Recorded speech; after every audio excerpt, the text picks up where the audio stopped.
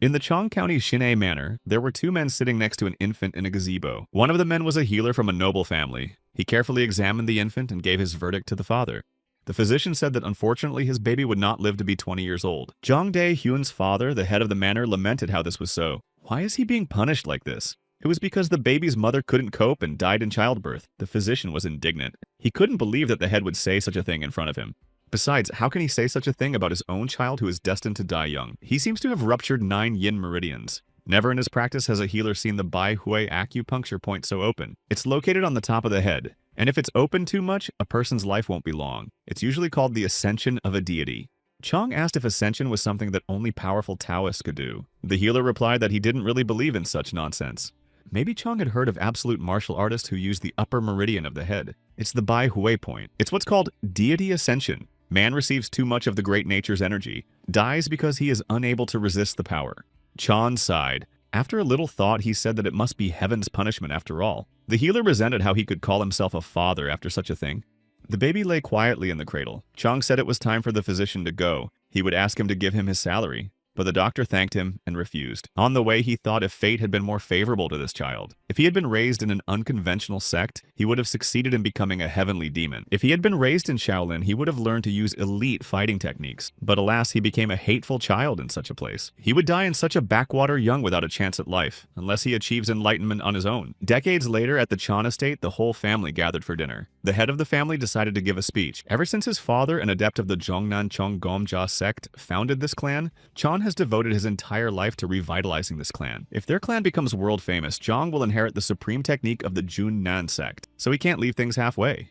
He is very proud that his son has followed in his ancestors' footsteps and managed to join the Zhuangnan sect. Everyone congratulated the young man. His brother added to think that he had become an adept of the Zhuangnan sect. It was simply unbelievable. Father offered to drink to this. But then one of the sons pointed to an empty chair and said that young Shin wasn't here yet. To the children's surprise, the father explained that he had ordered young Shin to stay at the training ground. He better not be present at such a joyous occasion. He might cause trouble for everyone. Meanwhile, in the training room, young Shin continued to train. He had finally mastered the Chan clan's movement art. Using it, his muscles are filled with energy that moves yon in space. Young Shin thought about it. I wonder if he would be able to live a little longer with this training. The art of movement. His brother asked Young Shin if he had created a martial art. Young Shin replied that he did it using the clan's cultivation technique. To Young Shin's surprise, the brother said it would be better if he didn't tell anyone about it. The second brother asked Young Shin if he wanted him to learn the martial arts he had a hand in. What if there's an energy blackout during the training and he dies? Would Yan take responsibility? Shin was confused. His father shouted how dare Yang interfere with their martial art. He's gone crazy. Does he think he's the founder of the clan? Young left the clan. He sat there thinking. The clan founder is the person who creates martial arts. He didn't even think about it and never aspired to it. He just wanted to heal and live together with everyone else. His thoughts were interrupted by a noise outside. When he looked out, he saw that everyone was in a hurry. Yang thought that today must be the day of the visit of the martial artists from the Zhongnan sect. The Zhongnan sect is one of the 9 great sects in the world, one of the pillars of the strongest sects in Shaanxi, along with the Huashan Mountain sect, the place where the sword deities are located. Yongshin wanted to meet them in person. The reason why Yongshin was forbidden to show himself to important guests was because his mother died giving him life. The servant said it was the head's order. Yan questioned his father. The servant apologized to Yongshin after saying that. After thinking for a while, Yang decided that nothing would happen if he looked from afar. There was much to learn from such skillful craftsmen. There were people standing at the entrance of the pavilion. Everyone was wondering who was there. Certainly not a dragon with a heavenly sword. Maybe an elder. People were discussing if people like them really came here, it would be an honor for the clan. Youngshin's father, along with his 2 brothers, were also here. They were greeting the guests. Youngshin heard that they were already here. The martial artists of the Zhongnan sect had arrived. To everyone's amazement, the first to enter the pavilion courtyard was a female noble. Yongshin recalled in books they are described as mysterious beings who can live forever. Some people thought they were deities. This aura around her. The main energy concentrated in her body comes out naturally. Head Zhong Dae-hyun said he was honored to welcome her into their humble clan. He introduced himself and bowed courteously. The guests thanked him for such a warm welcome. Yeo Il-shin, an elder of the Yunnan sect, introduced herself. Zhang Dae-hyun heard that the Zhongnan sect elder of the noble race apologized for not recognizing the deity in front of him. Yeo Il-shin replied that it was not necessary. She wasn't here to brag about her status. Chong apologized that the guest had come a long way, and he had made the sword gods of the Zhongnan sect wait outside. He said he would escort her inside. Youngshin wondered if the noble race elder of the Zhongnan sect had been there for a long time. Father led the guests inside the pavilion. People looked at Yo Il-shin with admiration. Someone even fell into an earthly bow. But then a strange thing happened. Out of the entire crowd of gawkers, Yo Il-shin's gaze settled intently on Yang. He bowed respectfully. Jung Dae-hyun said that this child was his third son. Il-shin noted that he is quite unusual. He seems to be a very intelligent child. Yeon left. The father apologized to Il and said his son had bad manners. She doubted it. Jung explained that, but he's a troublemaker in their family. Young-shin went to the training room. He had hope after seeing the energy of the martial artists of the Zhongnan sect. After learning the Chong clan's arts, he didn't know how to develop further. Therefore, he wondered what to dedicate his training to. Now he decided that it would be good to train with swords, so he picked one up. While in his room, the comrades who had come with Il-shin were talking about how this place was better than they thought. With so much earth energy, the Tyrant Sword Clan would want to get their hands on this place. Il-shin replied that they would come here sooner or later. Therefore, it was worth thinking of a counterattack. But most likely, the clan would have to be sacrificed. One of the men asked if they could attack them and destroy them before they got over the walls. Il-shin sipped tea from her tea bowl and thought that, although it would be great if that happened, among the 13 heavens, the Tyrant Sword Clan was the most troublesome group. Il-shin ordered her comrades to remain vigilant and keep their swords at the ready. Those replied, "Yes, ma'am." She continued to drink her tea, but all her thoughts were only occupied with that child. He stood out from the rest. What a strange child. Night fell. Sitting in his room, Young meditated. He couldn't understand why his Bai Hui was so open. Even though he had hardly meditated for a year because of the training of the Chong clan's techniques, the amount of energy flowing through his head had become even greater. If this continued thinking less than half a decade and he would pass out. The realization that if that happened, he had about 5 years left to live broke Yang away from meditation. He became afraid. Young-shin went outside to calm down a bit and put his thoughts in order. Looking at the starry sky, he pondered. Even though he had fully mastered the Chong clan's movement art, he couldn't stop it. But suddenly, he felt something. What was happening? He felt an ominous energy coming from the direction of the main house. Taking his sword in his hand, Young-shin ran over there. Something was wrong. The closer he got to the house, the stronger the smell of blood was. The house was too quiet. As he approached the entrance, he saw a formation trap. As he stepped inside, he saw dead people lying in the yard. He didn't even realize that something like this was happening in the Chan manor. Young thought it might be because of that trap. All the dead people of the Zhong clan. How strong are the attackers? He heard someone else's voice that there were survivors. He saw a group of thugs. One of them was approaching Yang and saying how stupid he was. If he was able to save his skin, he should have hid instead of crawling out. Another of the attackers replied that he had decided his own fate and ordered him to finish him off. The first thug said he heard him. Orders are orders. Sorry, kid. The enemy wanted to grab Young-shin with his huge hand, but he easily twisted his arm thanks to his endless energy. Seeing this, the bandits grabbed their swords and the eldest shouted, "Who is he?" Young-shin pulled out his sword and said that he was the third son of the head of the Chong clan, and headed towards the bandits.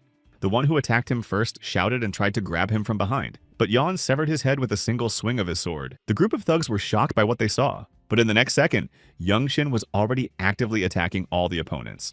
In the blink of an eye, he was able to kill all the thugs. They didn't even have time to react and repel the blows. As he exhaled, Young-shin thought that this was his first training with the marvelous sword. But he understood the essence of the action. Just then, another group of strangers entered the courtyard. One of them looked at what was going on and said that it was nothing special. He concluded that those idiots were killed because they let their guard down. Looking at Yang, he said it was amazing how he could be so strong at that age. Did he spend his whole life practicing the marvelous sword? Young-shin recognized these people. He asked if they were from the Blood Flame clan. His opponent said no, those guys under his feet are from the Blood Flame clan. He's from the Sword of Tyrant clan. Yang thought for a moment. They say that of the 13 heavens, they are the most violent and powerful in all of Marima. They want to say that these clans are here. Why? Young-shin asked what the 2 clans of the 13 heavens could be doing here. In response, he heard that it was none of his business. Young-shin asked if his opponent knew who he was since he was answering his questions and not attacking. The man hesitated. Shin asked if he knew that his family was part of the Desolate Fortress, the best sect in Marima. Therefore, even if he defeats Yang, he will suffer significant wounds, even though he belongs to the Sword Tyrant clan. Suddenly, a part of the fence seemed to shatter from the explosion. A wounded man from the Zhongnan sect flew into the courtyard along with the shards. Yang recognized him.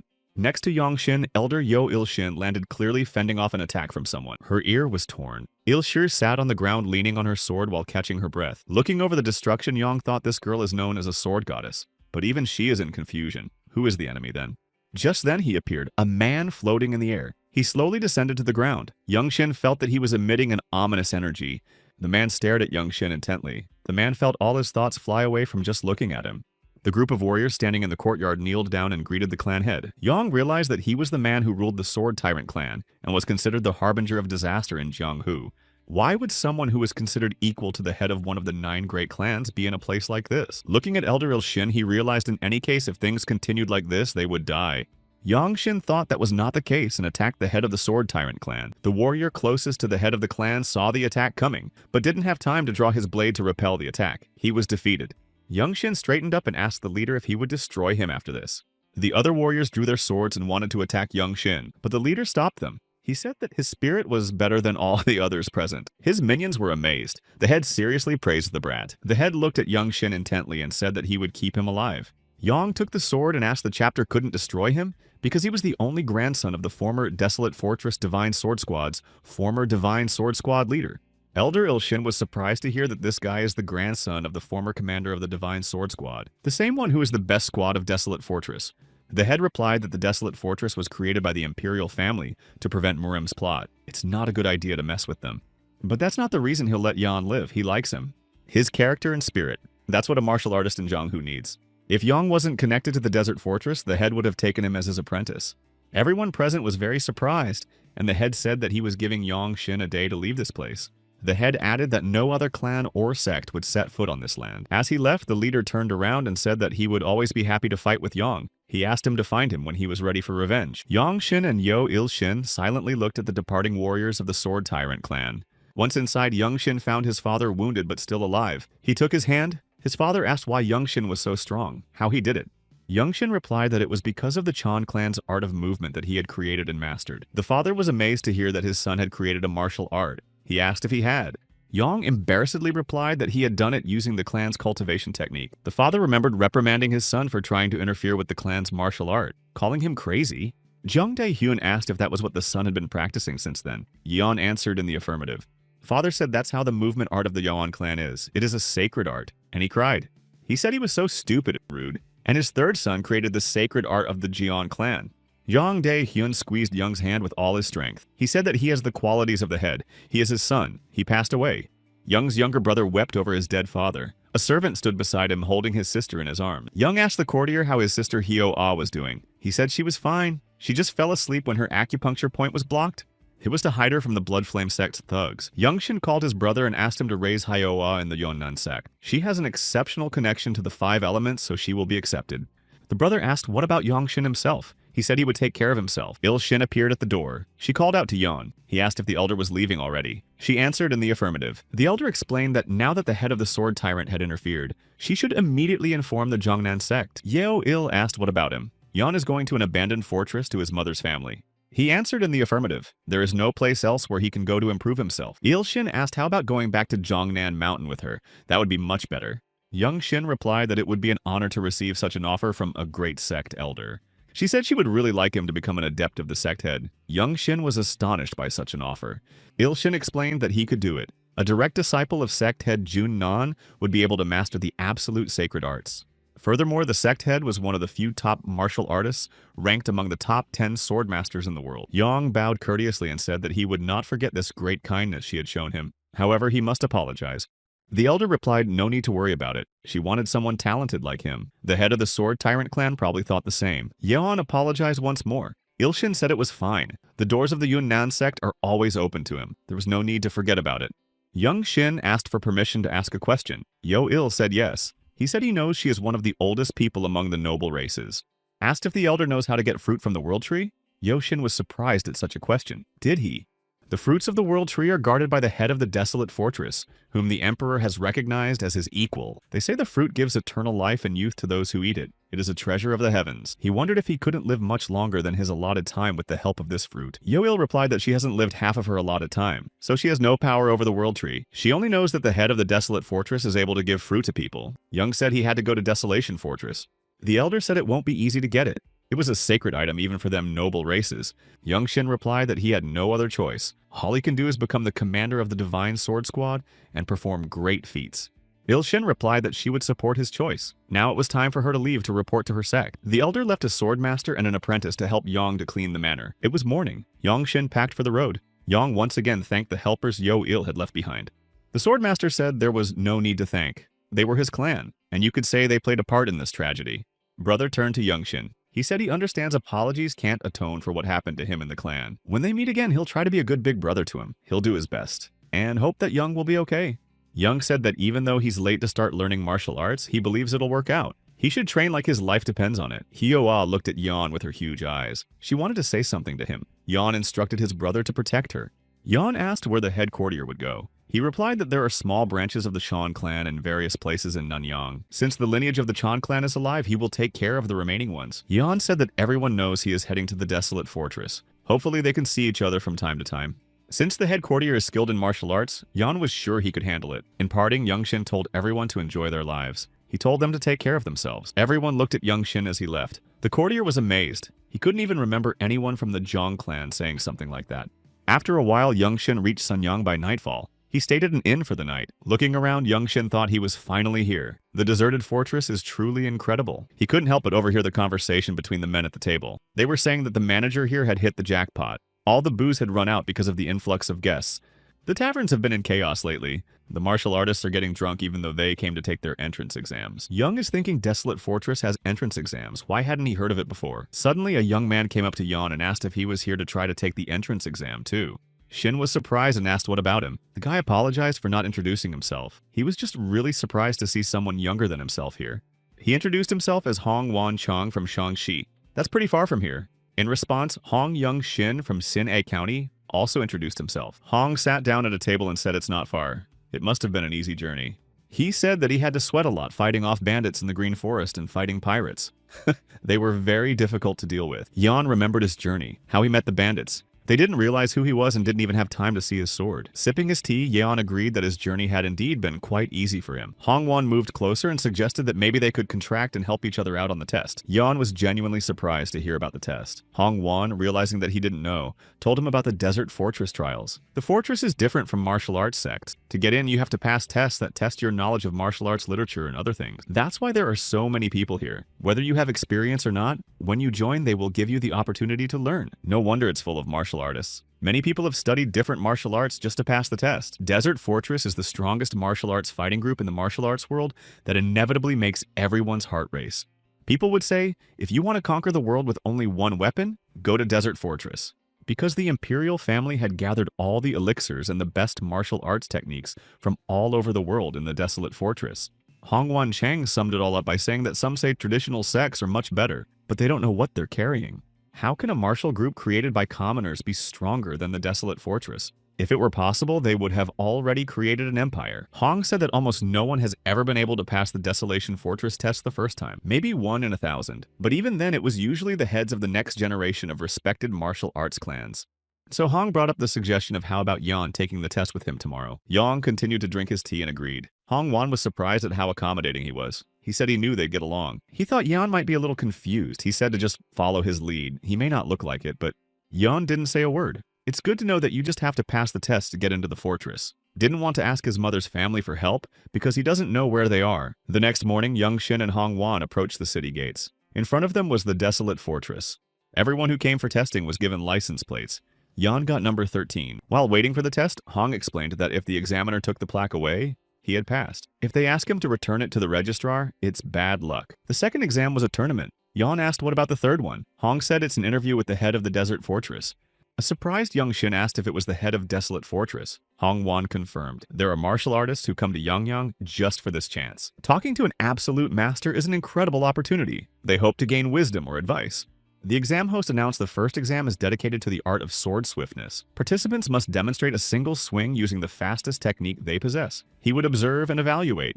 Hong Wan shouted that he wanted to go first. He was nervous and volunteered.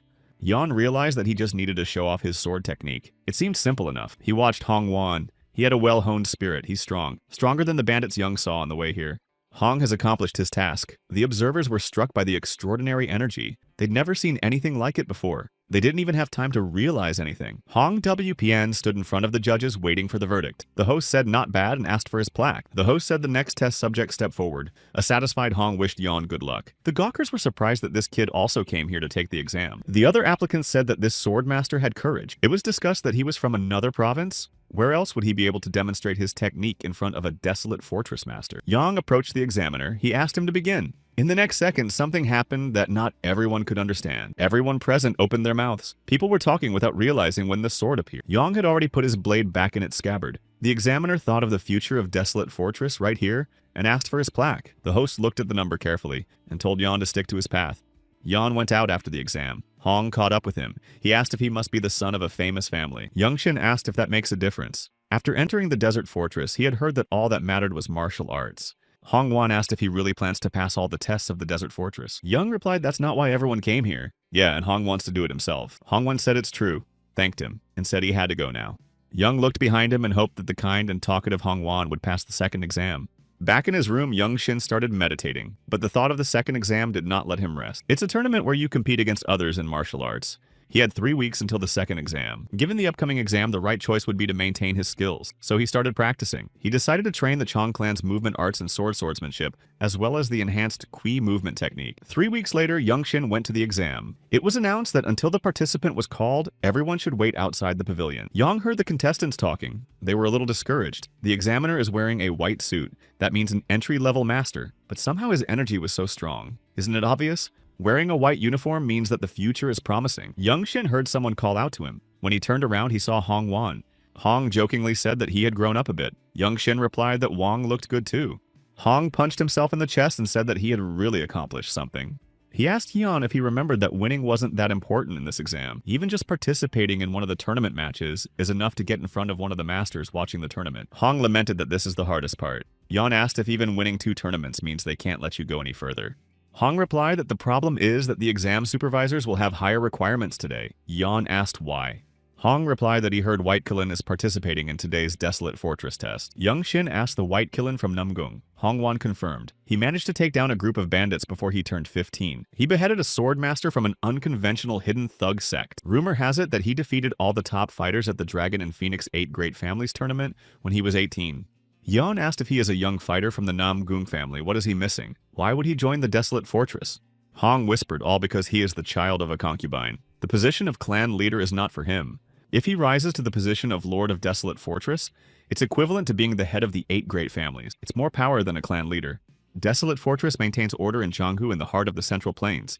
A man walked out of the pavilion and announced Nanyang Henan Province, Xin-Yi Chongyang Xin District. They are asked to come out. As he left, Yang told Hong that he hoped to see him again here at the Desert Fortress. Once inside, Yeon saw that his opponent was much older. The announcer announced the start of the fight. Nanyang laughed as he looked at Yang. He said he must be desperate, not knowing his place in the world, reminiscent of a moth circling in the light of a lamp. But his opponent's speech was interrupted by Yang's sharp and precise punch. After his attack, the opponent didn't get up. The already established disciples of Desolate Fortress were watching the duel.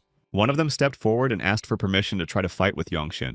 The other disciples looked at Youngshin and discussed who would take him on. He seemed stronger than them. When the volunteer came out, Youngshin heard the conversation that they didn't expect anything less from Namgung. Youngshin was amazed. Is this guy really Namgung Huaxin's White Kilin? The viewers were discussing whether or not they could witness the Boundless Heaven technique today.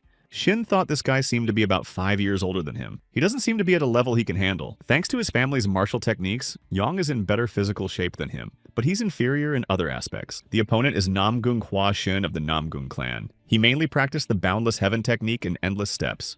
Zhang Youngshin introduced himself, said that he had trained in the movement arts of the Zhang clan. Namgung drew his sword. Seeing that Yang didn't take his sword out of its sheath, he asked in surprise if he was going to use it. Yeon said nothing. He got into a fighting stance and touched the hilt of his sword. Yang pondered the main essence of the technique he has been practicing lately is unpredictability. An unexpected basic attack in an unpredictable rhythm. If he succeeded, he could make the opponent let his guard down. The announcer commanded the start of the fight. In the next second, during Yeon's attack, his sword was broken in half by Namgung's sword. Youngshin was very surprised by what had happened. He looked at the fragment of his blade in confusion. The observers said that Namgung had won. White Kilin. What a terrifyingly marvelous sword. To everyone's surprise, Namgung declared that he had lost. All the observers couldn't understand what he was talking about. The disciples were talking amongst themselves that Zhang Yunshin is such a terrifying and admirable sword. He is younger than Namgung by at least 5 years. Can he use true energy in his techniques? There was a powerful martial artist lurking in Henan. It was scary to imagine what Youngshin would become. The examiner clarified his name was Zhong Yongshin. He answered in the affirmative. The man explained that if he went to the north, he would see another garden. He should wait there. Bowing respectfully to Namgung, Youngshin said that he would be very happy to fight him again. Namgung replied that he wanted to say the same thing. We'll be looking forward to it. In the garden, Yang saw a few other guys. They were amazed that someone so young could pass the second exam. They thought Namgung would enter first. Yang analyzed what had happened. He knew there was no chance of winning if the fight dragged on, so he used the extreme sword form he knew. However, because Namgung filled his sword with true energy, his sword broke. On Yong's side, it was a setback due to the reckless use of an admirable sword. But instead, the White Kiln recognized his defeat. Yong assumed it was the nobility of a famous family. The disciples were discussing whether or not Yong couldn't utilize true energy in his techniques yet. The Jeon clan is the third-ranked branch of the clan in Sinyi County. If there was someone at home who knew how to use such a skill, Yong would have never learned it. However, now Yongshin knew it. He only realized how to do better when he saw his mistake. Now he realizes it's not as simple as putting his energy into a sword. He can use his true energy as a means to become one with the sword. The guys in the garden were very surprised to see Yong resonate with the sword. They said it was impossible. He's too young. Young Shin at this moment felt as if the sword and his body had joined together. It must be the union of body and sword, a new sword technique that he would use. Yong returned to his normal state. He was smiling. Suddenly he heard a greeting of enlightenment. It was Namgung. Looking around, Yong thought Namgung was protecting him out of fear that someone might get in the way of his enlightenment. Youngshin said he didn't know Namgung was protecting him. He thanked him for that, and congratulated him for passing the Desert Fortress test. At that moment, Hong Wan came up to the guys. He said he's actually here too. Yon congratulated him. He congratulated him in return. Hong Wan asked if Youngshin knew he had a nickname. He was very surprised to hear that. When someone showed exceptional fighting prowess or attracted attention, people would give them a nickname and then refer to them that way. Most nicknames represented a great honor for martial artists, not counting those who committed chilling acts. Swordsman of the Cliff, First Neutral Spirit, and White Kiln are all nicknames. Namgung confirmed that he had heard of it as well. Yon was surprised that he had just passed the test. It turns out he was nicknamed Lightning Genius. Lightning technique, lightning skill, if even the Desolation Fortress martial artists call him that. Namgung said that it's Yongshin's nickname in Jianghu Lightning Genius. Yon didn't believe it. He said what made them think that the elders wouldn't banter that way about someone who was a little deft with a sword. Namgung replied if it's not much for Yong, he's a total zero. Does he realize that? The lightning-fast genius Zhongyan Shin. It's a name he wouldn't have dreamed of when he was training at the John Manor. All the finalists were asked to gather around the host. He announced that the last test was left. Whoever passes will join the Desolate Fortress. Young Shin looked at the building. There he was waiting to meet a living part of history and one of the strongest martial artists, the head of the Desolate Fortress. The applicants were invited into the building one by one. Everyone came out rather quickly with a confused look. Looking after those leaving, Yong wondered if the head just looks and does not say anything. And then the name Yong Shin was called. As he entered the building, he saw a staircase. He was told to go to the top. At the top was a big, beautiful hall. As he walked through it, he felt energized. On the opposite side, a man of noble race was sitting on an ornate sofa. Yong thought with admiration that this man was the head of the Desolate Fortress, considered to be the strongest in the world. He introduced himself. The man turned to him. It was a girl. From the first seconds of the conversation, she stunned Yong by saying that he was related to the child in question. He was astonished and asked her what she meant. He thought she knew his mother's family. The head replied that he seemed to have figured it out. He's not a shy person. Young replied that he was the grandson of a former Divine Sword Squad leader. The head said that he would soon become part of the Council of Elders. This person isn't the type to just give up. She asked Young Shin if he was injured. He replied that it's not worth worrying about. It's just a family matter. The head replied that he doesn't think so. It's just that everything is hidden by his trained body. He probably only lived for about 15 years. She agreed that an outsider shouldn't get involved, but it's still a problem that needs to be solved. Young apologized, and himself thought the extraordinary appearance she radiates as a person with absolute power is the topic of conversation, not his problems. The head stood up, said she liked him. Funny he didn't bow his head, though. He came here for a reason. There is something he really needs. Young looked at the head carefully. She knows he came for a purpose, and she knows that his Bai Hui acupuncture point is too open. He decided he should check with her. He asked if someone like him could survive if he ate the fruit of the world tree. The head replied that there is no absolute information about that right now, but he would be able to get what he wanted. Young Shin bowed courteously and thanked her and said that was enough for him. A little confused, Young asked if he was now a Desolate Fortress martial artist. The head smilingly replied yes and said that he could now go as the next commander of the Divine Sword Squad. Walking towards the exit, Yong thought about the words about the Divine Sword Squad leader. He didn't understand if she was teasing him or if she saw some potential. Or was it a clue that he could receive the fruits of the tree if he became a squad leader? After passing the final test, there were only 4 successful candidates left. The person who was leading the candidates to the next location asked if they knew what the main objective of the Desert Fortress was. Hong Wan asked if it wasn't to uncover the insidious plans of martial artists. The attendant agreed, but he said that's not all. The task is much bigger than that. There are certain procedures that must be followed. It also includes preventing or suppressing conflicts in the martial arts world. No one can predict how a battle in the martial arts world will turn out. These days, the land is filled with rumors of the revelation of the new location of the Heavenly Demon Tomb. The Central Plains might be flooded with blood. If those who hunger for secret techniques and elixirs only fought among themselves, it would be okay. The cruelty of greedy masters affects not only other masters, but also the common people. Catching this was like going back to the pre-imperial period.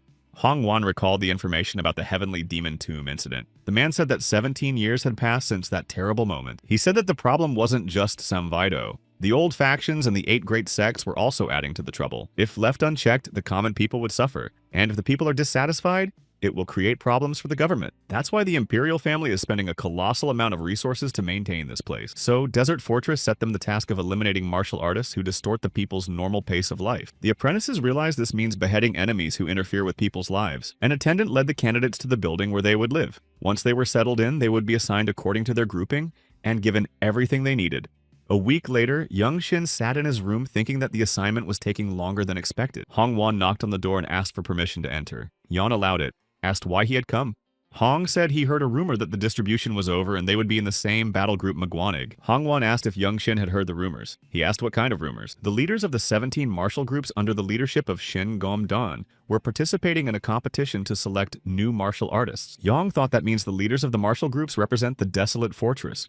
Young Shin asked Wan if he meant that the faction leaders had to compete with each other. Wan agreed. Hong Wan jokingly said that a lot of people just want a nickname like White Kalin or Lightning Genius. The next day, the boys went to Maguanig's combat training camp. They looked around studying the other disciples. Maguanig's leader was Ma Jin. He claimed the title of the strongest among the 17 leaders of Desolate Fortress. There was a strong argument for it. Ma Jin walked over to the guys and clarified if Young Shin is really a lightning genius. Ma Jin said seeing his spirit, such people don't give up easily. He said the fighting force under Shin Gom-dan in the Desolate Fortress is something like a sect in the Central Plains. Here they will learn martial arts and carry out missions. The boys present here are their senior mentors. Hong Wan turned to Mr. Ma and said he had a question. Ma Jin told him to speak up. Hong thanked him for the opportunity. He asked they said they would be learning martial arts, but does that mean everyone will learn the same martial arts? Ma Jin replied that it doesn't. Everyone will learn an individual style, but naturally their knowledge is limited to Maguanic's techniques. Hong Wan howled at the famous Maguangyol. Ma Jin replied that hard training is necessary for survival. Young Shin thought for a moment. He had heard of this technique before. Maguanig is a rather famous faction among the 17 forces led by Shin Gom-dan. They had once faced off against 24 elite masters of the Hwasun sect in battle, and didn't lose a single fighter. This incident only strengthened the faith of those who believed that Desolate Fortress was unrivaled in the world. Ma Jin explained that the Desolate Fortress belongs to the Huangli sect. Here, attacking a martial artist of the sect is not considered treason. Therefore, they can challenge the strongest to learn and improve. Yang was surprised that it wasn't treason and asked why. Ma Jin replied that there were too many unconventional fighters in the martial arts world. Some practiced demonic arts to the point of memory loss, and some had simply mastered mind-blowing arts that allowed them to slip past the strongest masters and escape into hidden valleys. Simply put, even if they practiced in the Desolate Fortress for a long time, it doesn't give them any advantage in the eyes of the imperial family. That's why it's so important to do everything in their power to become stronger. Otherwise, it's doom. However, if they go on a mission once and come back with Namgung Chilgoma's sword wound, they will know what he is talking about. One of the guys sitting against the wall called out. He said, yes, Jiwang Gum Hyung is really scary. Yang knew that Jiwang Gyoma Hyung was a world-class technique that only the rightful heir of the Namgung family could master. And if it's Namgung Chilgoma, isn't he considered one of the strongest masters among them? Yan looked at the guy and couldn't believe that he had actually encountered this technique and survived. The guy walked over to the guys and said to start with the lightning genius. Heard his sword was unrivaled. I'd like to see for myself. Young Shin walked to the middle of the room and stood in front of his opponent, ready to fight. The guy introduced himself as Cheon Myung. He was born and raised here in Yangnan. Young Shin also introduced himself. Cheon Myung replied that he understood. A backwater also exists. What to say? Yang Shu and demonstrated his swift sword skills. Cheon Myung replied that even a 10-year-old child is capable of catching wind with a sword as long as he practices. Only in a real battle does it become clear what you are good at by your swing. Young Shin listened and thought about the swing, but he was wary. Cheon Myung said since he was able to be here at this age, he's quite talented. He asked me to show him what he can do, unlock the potential of the sword. Young Shin agreed. The observers were surprised to hear that it was black. Young Shin commanded himself to concentrate. He read the energy of his opponent's breath. At a certain point, he realized that this was the moment. He attacked with a swift sword, but Cheon Myung was able to easily repel the attack. Yan didn't even realize when he had time to raise his sword. He survived against the sword of Namgung Cheol, a true master. Yang went on the attack again, thinking that it was easier than it looked. He decided to take a risk. Another attack and Cheon Myung again managed to put his sword out to defend himself. In an instant, Cheon Myung vanished into thin air. Young Shin didn't realize how he disappeared. But the next moment, he felt that he was close, behind him. Young Shin reacted lightning fast and was able to counterattack. He even knocked the blindfold off Cheon Myung's head. All the guys in the room were sweating from the tension.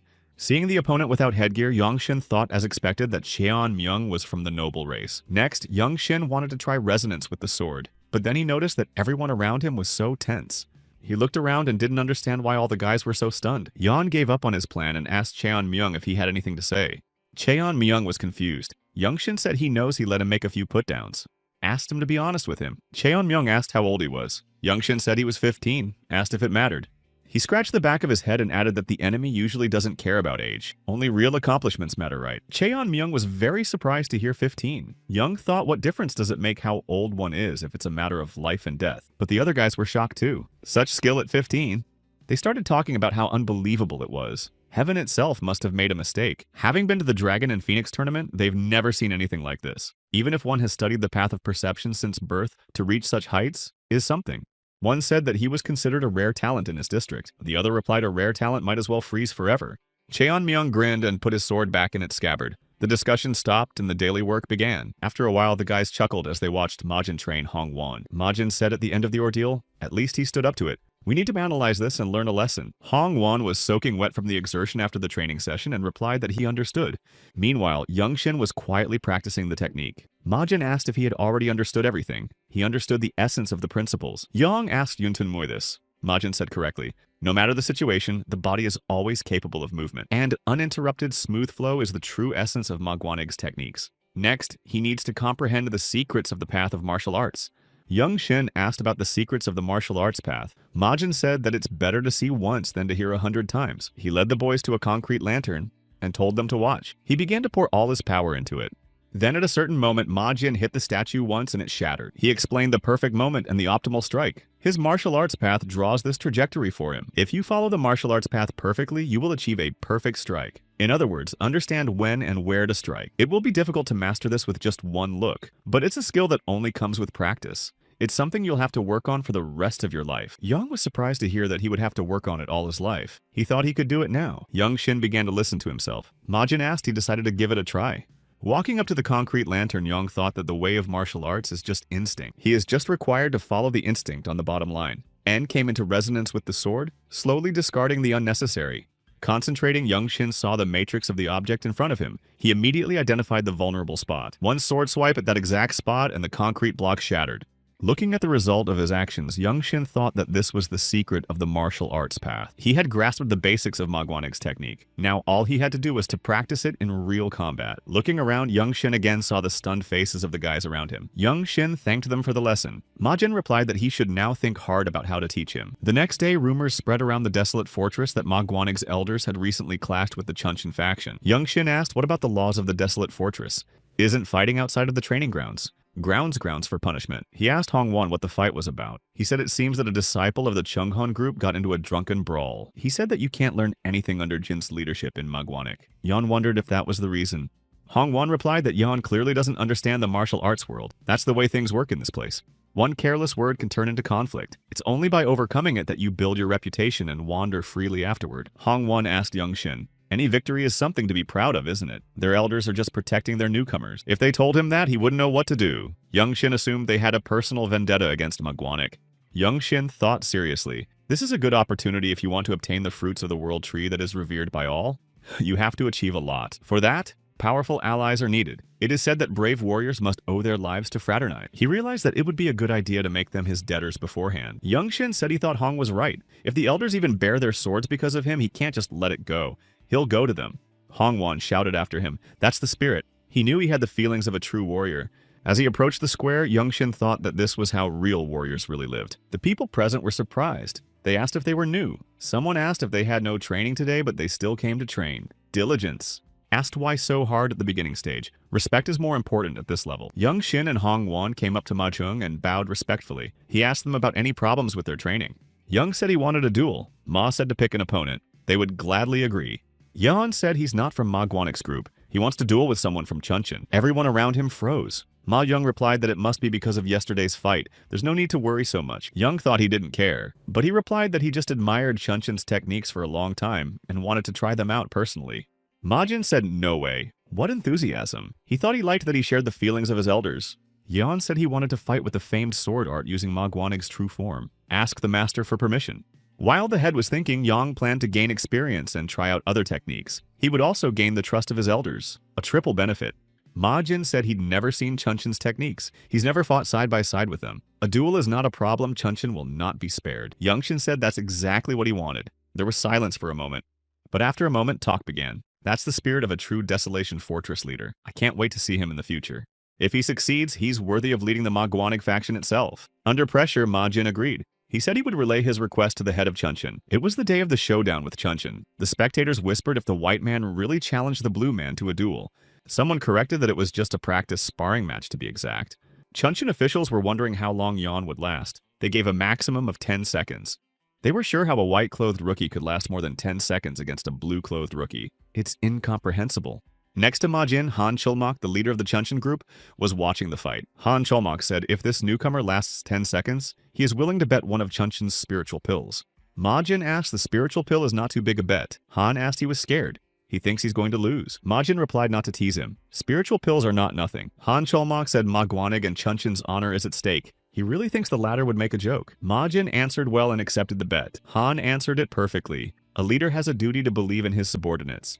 In the arena, a student from the blue asked the white one from Maguanig his name is Zhong Young Shin. Yang confirmed and bowed courteously. Yang glared at his opponent. A warrior in blue robes. Everyone starts with white, but if he advances in his trade, he will get blue. And time doesn't matter here. Sometimes it takes over a decade to go from white to blue. But even the greatest masters are considered blue. The opponent said he's been training the Chunshin sword for 20 years. They say the sword has no eyes, but the sword of a true master definitely has eyes. He warned that he wouldn't hold back in that sparring session. He asked Yan to take that into consideration. The opponent drew his sword and a strong energy flowed from it. Yan thought, wondering what kind of sword ordnance the blue Chunshin warriors use.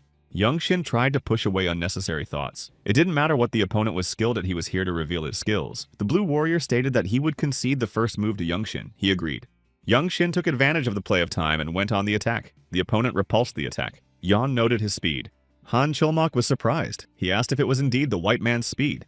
Looking at this youngster's skills, one would forget to even breathe. But with young Youngshin's experience, the only option to win was to seize the initiative now.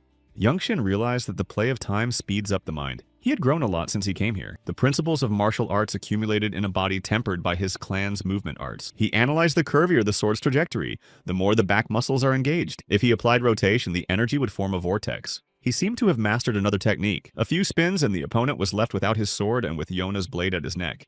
The silence of the pavilion was broken by Hong Wan's exclamation that the white man had won. Putting his sword away, Yan realized that he was lucky. He had won because a sudden flash of inspiration had added strength to his momentum at just the right moment. If they fought again, things might turn out differently, and it wasn't certain that Yang would win. Youngshin thanked his opponent for letting him enjoy his awesome sword skills up close. It was a glorious fight. His opponent picked up his weapon, replied that Yeon's skill is not commensurate with his age. He's amazingly gifted in swordsmanship. As he was leaving, he said his name was Zhongyun Shin. He's so young, but his strength is incomprehensible. He was walking and talking as if to himself that Maguanig had gotten the treasure. It's enviable. Ma Jin silently extended his hand to Han Chulmak. He was clearly not happy with the result. Zhongyun Shin heaved a sigh of relief. He thought he would call this new technique Chukmagyong. Ma Jin called out to Youngshin and threw a small box into his hands. Opening it, Youngshin was pleasantly surprised. It was Chunshin's spiritual pill. Ma Jung said it rightfully belonged to him. After the battle, all the blue warriors were depressed. They said he was really a monstrous guy. Bai Mili, nicknamed Sword Yilian, said that defeating an experienced swordsman like Blue-Winged Fang from Chunshin was really something. After thinking for a while, she added that he was not only talented and hardworking, but also humble and polite, plus his unique ability to grasp things on the fly. Cheon Myung replied that he hasn't seen such potential yet either. Bai Mili said every time she uses a technique in sparring with someone else in Youngshin's presence, he easily recreates the same moves in a new refined form. It's even somehow embarrassing to use mediocre techniques in front of him. Some innate ability to capture the very essence of the techniques. Cheon Myung confirmed it like he's always known them. He really is a monster. Meanwhile, Youngshin himself was in his room with Ma Young. He said he didn't know how much of the pill Youngshin could absorb. It's usually around 60 to 70%, but depending on the circumstances, it could be less. John reassured that even if the pill doesn't meet Yang's expectations, he shouldn't push himself. Youngshin swallowed the pill. He felt its energy begin to spread inside him. The process of perceiving the pill went active. Ma Jung watched what was happening. Cheon Myung and Bai Malay realized they had already started. It was interesting how strong their junior would become after absorbing the energy pill. Ma Jung was surprised. This was Yang's first experience with absorption, but his ki flow didn't waver. He didn't even have to intervene. A while later, Yoshin regained consciousness and opened his eyes. His hands were overflowing with energy. Ma Jian congratulated him. He had fully internalized the pill's energy. Yoshin replied that his kusi had perceptibly strengthened. Ma Jian was amazed. Could it be that he was able to absorb all the energy by himself without any help? Yan noted that as his internal energy increased, he could feel things he hadn't even noticed before. All around the perimeter of the area are his elders. Young Shin asked Ma Jian who was all guarding him while he absorbed the pill. He asked his teacher why everyone was so nice to him. Ma Young replied it's not about him specifically. It's natural for a faction to take care of all its members. In the world of martial arts where life and death are often at stake, solidarity is natural. The higher your martial arts skills, the better it is for the Maguanig faction. In the evening, left alone in his room, Yang pondered. His internal energy had increased. It wasn't comparable to the chi he had before. He wanted to go and see how much stronger he had become in the training room. Sword Yilian met him in the courtyard. She asked him if he couldn't resist coming here to train. He confirmed. Bai Mei said she too got inspired to train while she watched him fight. Young Shin noticed that Bai Mei was promoted. He congratulated her on it. She replied that it was a small step forward. Bai apologized. She assumed that Yan wanted to train alone. She suggested sparring. Young Shin replied that solo training can be done anytime, and learning from senior sword Yilian was a rare opportunity.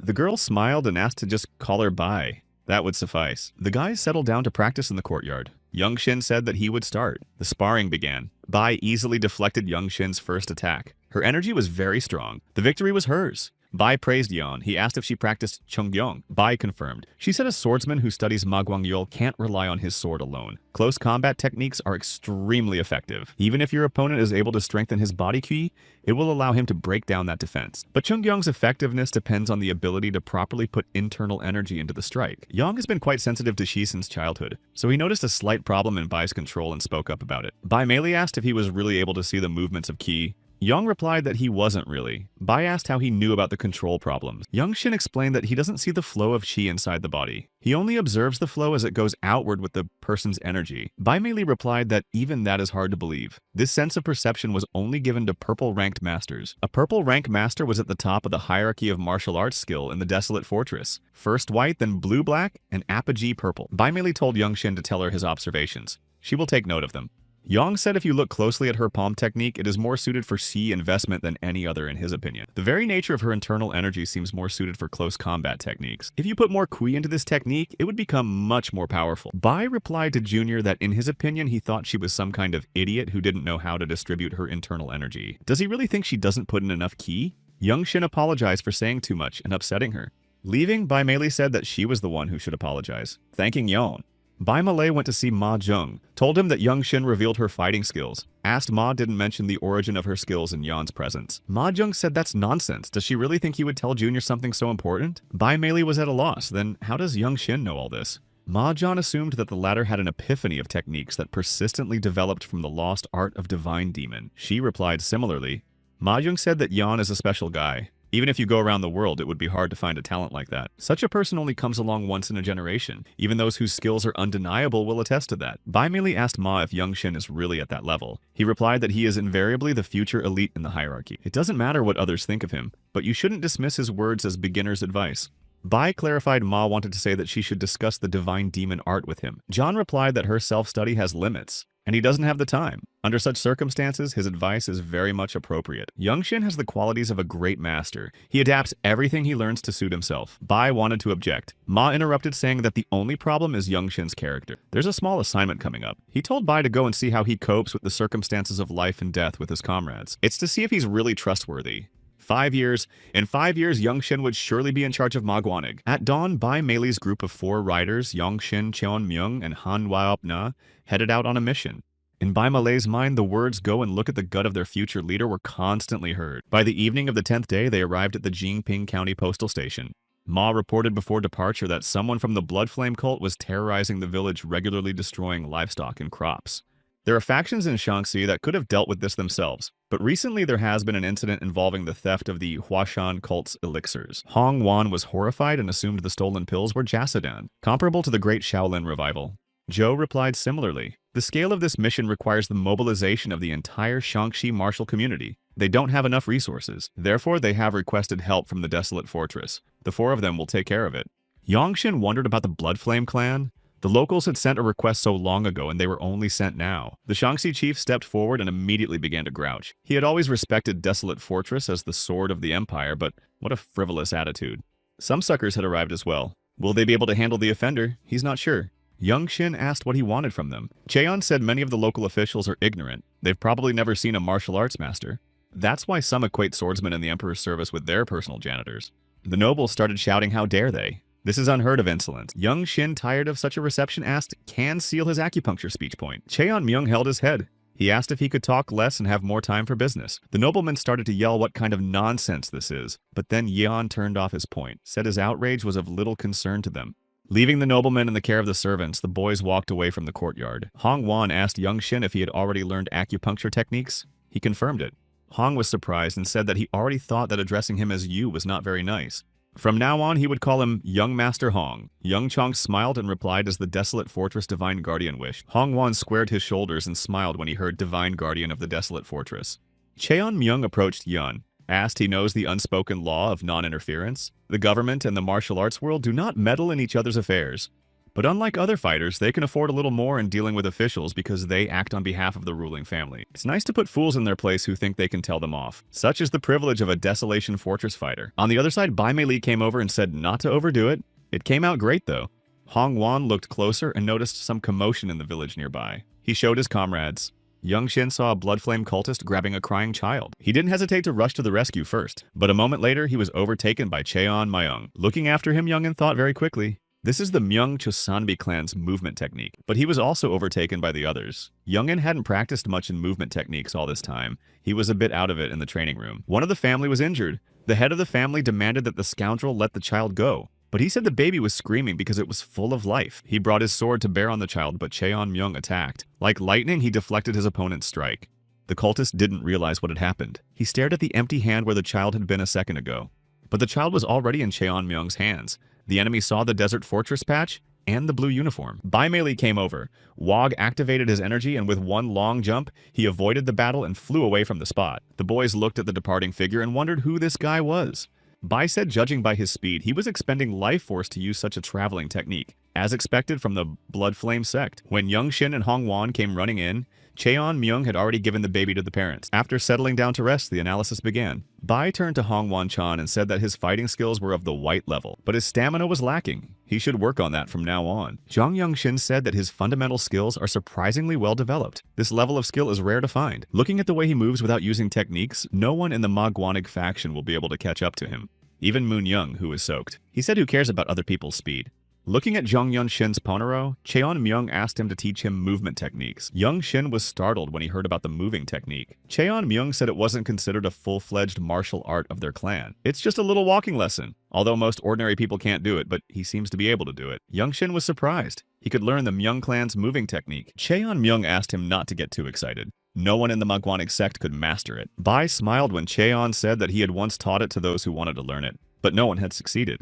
Although it's called a moving technique, no system in it. Yan saw energy at his fingertips, although there was no flow activation. Cheon Myung repeated that it's just a walking lesson, and to everyone's surprise, he slowly began to climb up the tree trunk. Young Shin observed that Cheon was doing it so easily that his presence wasn't even felt. This is the Myung clan's technique after all. No chi is used, but something like energy supports the body. Even his descent is like a falling leaf. After descending, Cheon Myung asked how Young-in understood.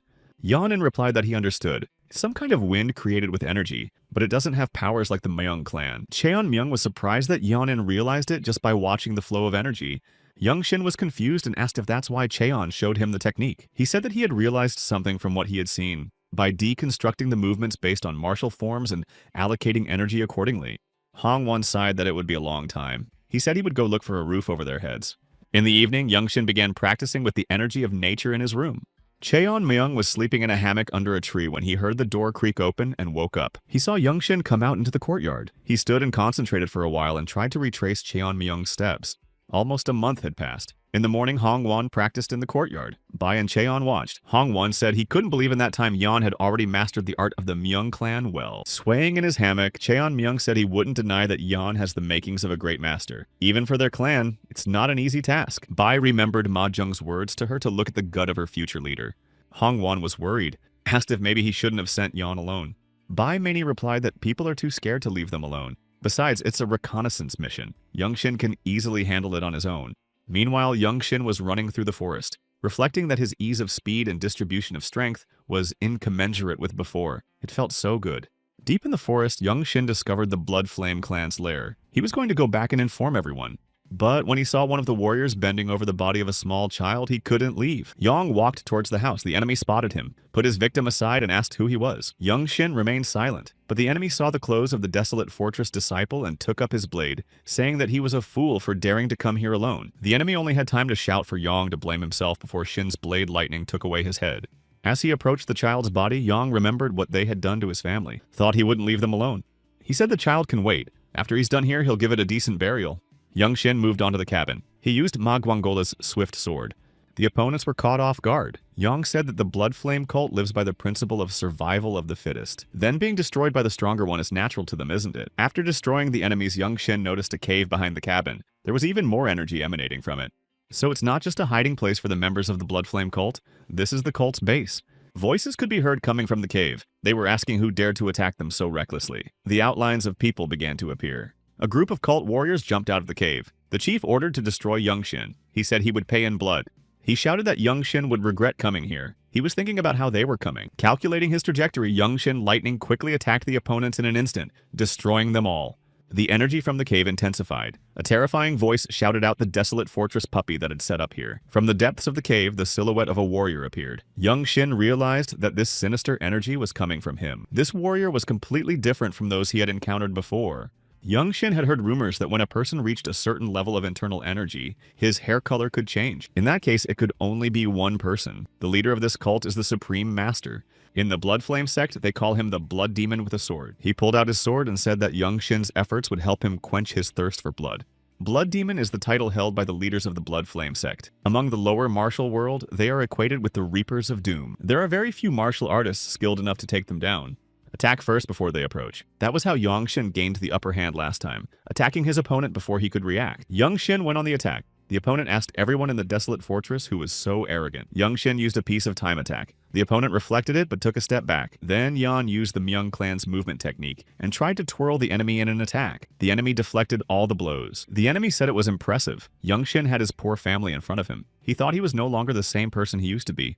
He threw himself into the fight with renewed vigor. The enemy wanted to attack him, but Yan grabbed his sword arm and twisted it. The enemy screamed and wanted to grab Young Shin with his left hand, but the latter reacted instantly and cut it off. Another moment and the enemy was struck by Young Shin's sword. The demon said there was no way he would fall at the hand of someone like him. Young Shin said that it seemed like he had only hurt others before and had never experienced pain himself. Young Shin sighed and put his sword back in its scabbard. He noticed a pit nearby. When he came closer, he saw the bodies of the villagers in it. He buried them. He said, "Peach blossoms, may they rest in peace." Then he went back. When Young Shin returned with the baby on his back, his comrades were in great shock. Young Shin put the baby in Hong Wan's hands and told him to look at it. Hong asked if he was dead. Bai Malay said he was obviously in a fight. What happened? And more importantly, if he's okay.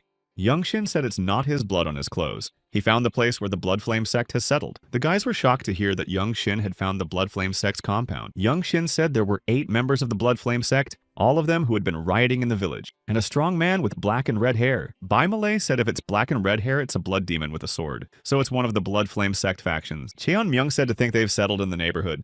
Whatever their goals are, this sect is the enemy of Desolation Fortress. It is their responsibility to eradicate this threat. He said that Lightning Genius has accomplished a great deed. He can rest now. Bai and Cheon armed themselves and got ready to go. Yan said the patrol would only be needed to clean up the bodies. Bai Mei interjected Lightning Genius wants to say that he defeated the Blood Demon with a sword and the sect members by himself. Young Shin confirmed that he destroyed everyone. Cheon Myung interjected that he had single-handedly cleared the Blood Flame sect's sect unit base. Young Shin replied that the moving technique Cheon showed him helped him a lot. Bai said that the Blood Demon had the ability to regenerate. Didn't he even bother Young Shin? Bai said that a Blood Demon with a sword is hard to defeat. Even those who could were often killed by a stab in the back without knowing the regeneration ability. Young Shin repeated the words about the regeneration ability while pulling out the enemy's head. He said that he didn't notice that he had that ability. While the shocked guys were looking at the head, Young Shin thought that regeneration was dangerous. Cheon Myung sighed. Young Shin said that they did indeed have the ability to regenerate. Soon the group returned back to the desolate fortress. Bai Mei Li and Cheon Myung went to report to Ah Jung about what had happened. After listening to the guys, Ma Young replied, maybe it was for the best. Maybe they had prevented a lot of deaths. He asked how Lightning Genius had behaved in the critical situation. Bai Malay hummed that he didn't care. Cheon hesitated for a moment and asked about the critical situation. Ma Young explained that if it was indeed a blood cult, then they were led by a strong leader. For a newcomer in white robes, it was dangerous. Did the elders handle everything themselves so as not to endanger the younger one?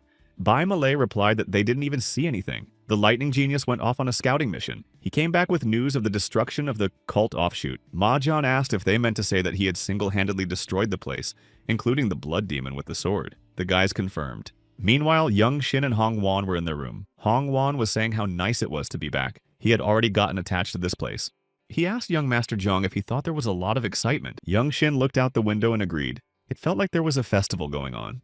Hong Wan explained that it was because the former leader of the Divine Sword Squad was returning. He came to contest the council elder's seat. He's also brought a boy who was adopted from the famous Ipwan Maga family. They say he has incredible talent. Young Shin got nervous when he heard about the Ipwan Maga family. They are his close relatives, his mother's lineage, but they had never visited Sanyan, not when his mother got married, not after she gave birth to Young Shin and left. For them, this marriage is a cause for reproach. After all, they've almost severed ties with their daughter who married a low-born man. Soon, Young Shin was standing in front of Ma Yong. Asked the teacher called out to him. Ma Jian, looking at Young Shin, noted the impressive change. Even his aura had changed. Still, single-handedly destroying the minions of a blood cult couldn't be just luck. Ma Jun motioned for Young Shin to follow him. The head was summoning him. Young Shin was greatly surprised. Following the master, he asked if there was ever a case where a newcomer was summoned by the head repeatedly. He replied that he had never. In the courtyard, seeing Yong, there was talk that he was the lightning genius from Maguanig who had defeated the blood demon with a sword. I can't believe the white man himself destroyed him. He looks even younger than they thought. Seeing young Mahjong's confusion, he said it's no wonder they're paying attention to him. After all, he single-handedly destroyed an offshoot of a blood cult. This means that Young Shin is already the equal of the desolate fortress masters. Young Shin replied, "Aha." He pondered that his perception of time was different from theirs. He has no time to rejoice in successes. If one wants to survive, one must reach the strength of a divine sword squad leader before he turns 20. From white to blue, then to black robes like Mahjong. And finally past the 17 stages of Maguanig. His goal is to reach the purple rank of divine sword squad leader. They arrived at the door to the head chamber. Through it, Yong heard the head's voice that the visitor seemed to have a grandson. Ma Young knocked. From behind the door came the reply that this child of the lower kin was nothing to their kind. Hearing the words, "Don't disgrace Ipa Huanmag," Young Shin sighed bitterly. Before the door was opened, Yong heard the other child being talked about. This is the true heir, though, from a side branch. His talent is exceptional. The door was finally opened. Ma Jung and Young Shin stepped inside and saw the head of a gray-haired old man and a young boy. The head looked intently at Young Shin that he was a bit confused. Ma Jung bowed courteously and greeted the head. Young Shin hurriedly bowed as well. Young Shin looked at the old man and realized that this man was the former leader of the Divine Sword Squad, a purple rank master surpassing Ma Jin. The old man approached him. He asked if he was that lightning genius from Maguanig. Ma Yongjok, who once led the Divine Sword Squad, introduced himself. His grandson wanted to compete with a gifted peer. Therefore, Ma Yongjok approached the leader. Young Shin replied that it was a pleasure to meet him, but he realized that his grandfather wouldn't recognize him. Ma Yongjok said he'd heard the latest rumors about Young Shin, but when he met him in person, he could tell that they weren't even telling the truth. Seeing Ma Yongjok's aura, he said that Young Shin is really strong, an incredible level for his age. He bowed courteously and greeted Ma Yongjok and introduced himself as Zhong Young Shin from Maguanig. Upon hearing the name, Ma Yongjok was astonished. He asked if his last name was Zhong, then he was the one. Young Shin replied that they were meeting for the first time. From Ma Yongjok's reaction, Ma Jung realized that Young Shin was his sister's son. Young Shin was a little disgusted to hear that his mother was Ma Jung's sister. There was a momentary pause in the room. Youngin said in confusion that Ma Jung was his uncle. He apologized for not being familiar with his family's maternal lineage. He confessed that even in the fallen main family, he was considered an outcast. Hearing that the Zhong family had fallen, the people around him were even more surprised. Ma Yongjok interjected. Young Shin wanted to say that the Zhong family had been destroyed. Young Shin realized that they weren't even aware of it. Ma Yongjok asked Madam's permission to speak to Young Shin alone. Without waiting for Madam's reply, Young Shin apologized and asked if he was a stranger to Ma Yongjok. As a warrior of the desolate fortress, he respects the achievements of his maternal grandfather, but any personal conversations are burdensome to him. The head turned to Yan, saying that she was impressed by the warrior spirit of Maguanig. The heir intervened in the conversation, saying that he couldn't accept it. How could someone like him be a direct descendant of his grandfather? And anyway, what disrespect to the previous leader of the Divine Sword Squad? Yang thought to himself as he behaved in the presence of the desolate fortress leader. Yang Shin replied that he didn't need their approval. He is not a member of the Ipwan Maga clan. He reports directly to the Maguanig faction. The heir resented the insolence. He asked for permission to fight Young Shin. He'll prove that he's not worthy of being related to them by blood. Young Shin calmly replied that it was nonsense. He didn't mind fighting if Madam wanted to test his skills. However, he did not have to prove his worth to the V them not their bloodline. Looking at the air, Young noticed the combat gloves. It looks like he is trained in the typical If1 Mag fighting technique, the head said rather argumentatively. Often friendships are forged in battle, and this boy is a promising talent. So the best way to resolve conflict is through battle. They can place bets if they wish. The head turned to the lightning genius. She said she realized he had little to gain from it. As a sign of respect for her old friend, she would honor one request of Young Shin regardless of the outcome. Young Shin was intrigued. He asked if he wanted that request. The head realized it was about the fruit of the heavenly tree. She said it was impossible, at least not yet.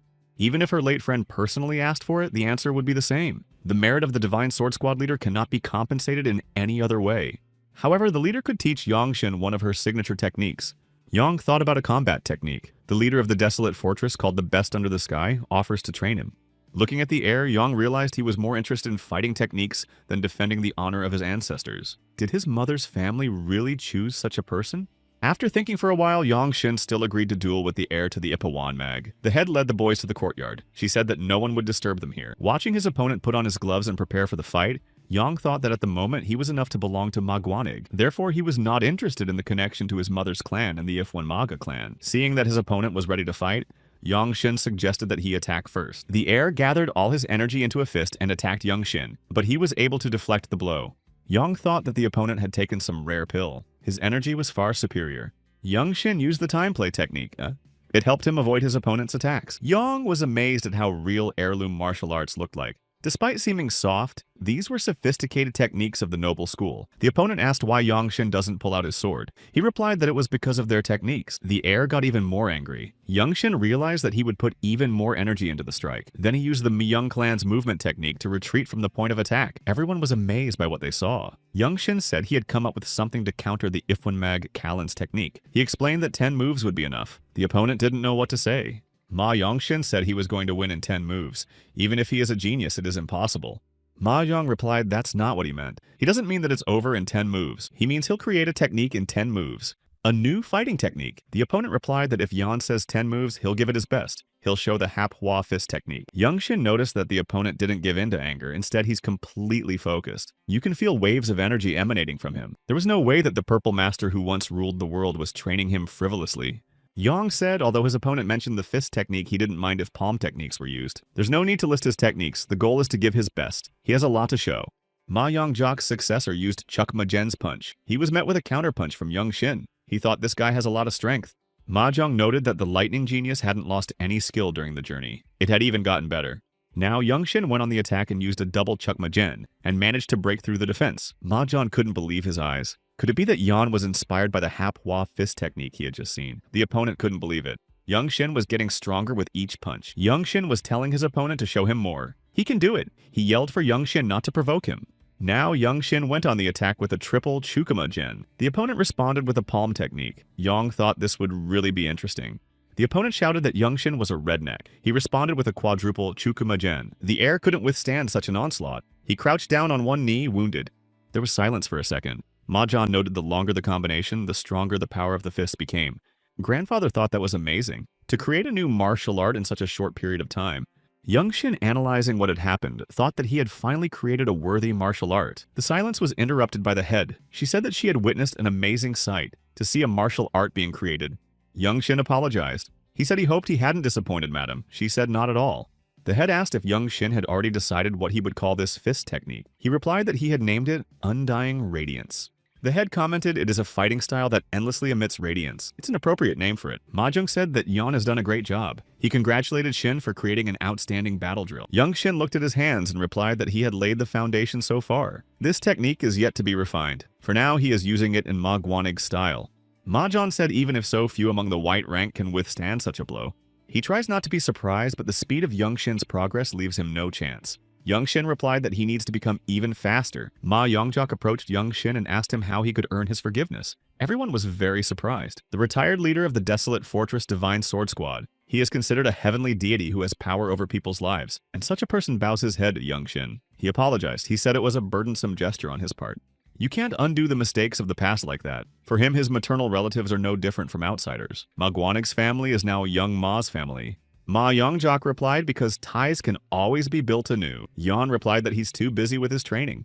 Yeon defeated Ma Yongjok's grandson in a fight that Ma Yongjok initiated. Young Shin asked him to respect his aspirations as a warrior. The head supported him by saying that since Lightning Genius had won this reasonable request. Turning to Young Shin, the lady said that she had promised to teach one of her techniques, so he could come at any convenient time. In addition, he could demand one more thing from the desolate fortress. Young Shin replied that he would pass on the convenient time through the teacher when it came. Ma Jun was very surprised. He thought, since when did he become Young Shin's personal ambassador? Young Shin was on his way to his room. Ma Jun caught up with him. He said there was an assignment that could help him reach his goal. The same group of 4 guys led by Ma Jung headed to Sion. The day before, Ma Jung had told them about Joseon, a rare pill of the Hwasun sect which is considered a treasure of the martial arts world. The Hwasun sect lost it. Since then, many other sects and martial artists have been searching for this treasure. Young Shin realized there was a commotion among the warriors about it. Ma Jung confirmed it. He said that their mission was to accompany the Hwasun sect in search of the Joseon pill. They say it's just a joint search, but in reality it's a necessity to avoid wasting lives. Yeon said since there will be many skirmishes during the mission, he will have the opportunity to test his sword in real combat. Ma Jung replied that this mission would surely be good for him. Yeon would be able to fight freely with many masters. As he walked through the city, Young's mind was filled with the words that given his innate talent, he would achieve greater success than by continuing his normal training. His thoughts were interrupted by Hong Won. He said it was a shame that Desolate Fortress couldn't openly support the sect. They are not allowed to wear their usual robes. The representatives of the Hwasun sect came out to meet the group. The head said that the Desolation Fortress Masters had arrived. They were waiting for them. It was Cheonju Jinin, the leader of the Plum Blossom Sword Masters, and an unrivaled Great Master. Even the black-clothed Ma Jung doesn't reach his level, but the impression they give is about the same.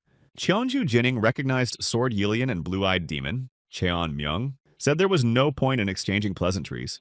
Last night's confrontation had set things straight without words. Young Shin was surprised by the reaction of the set representatives.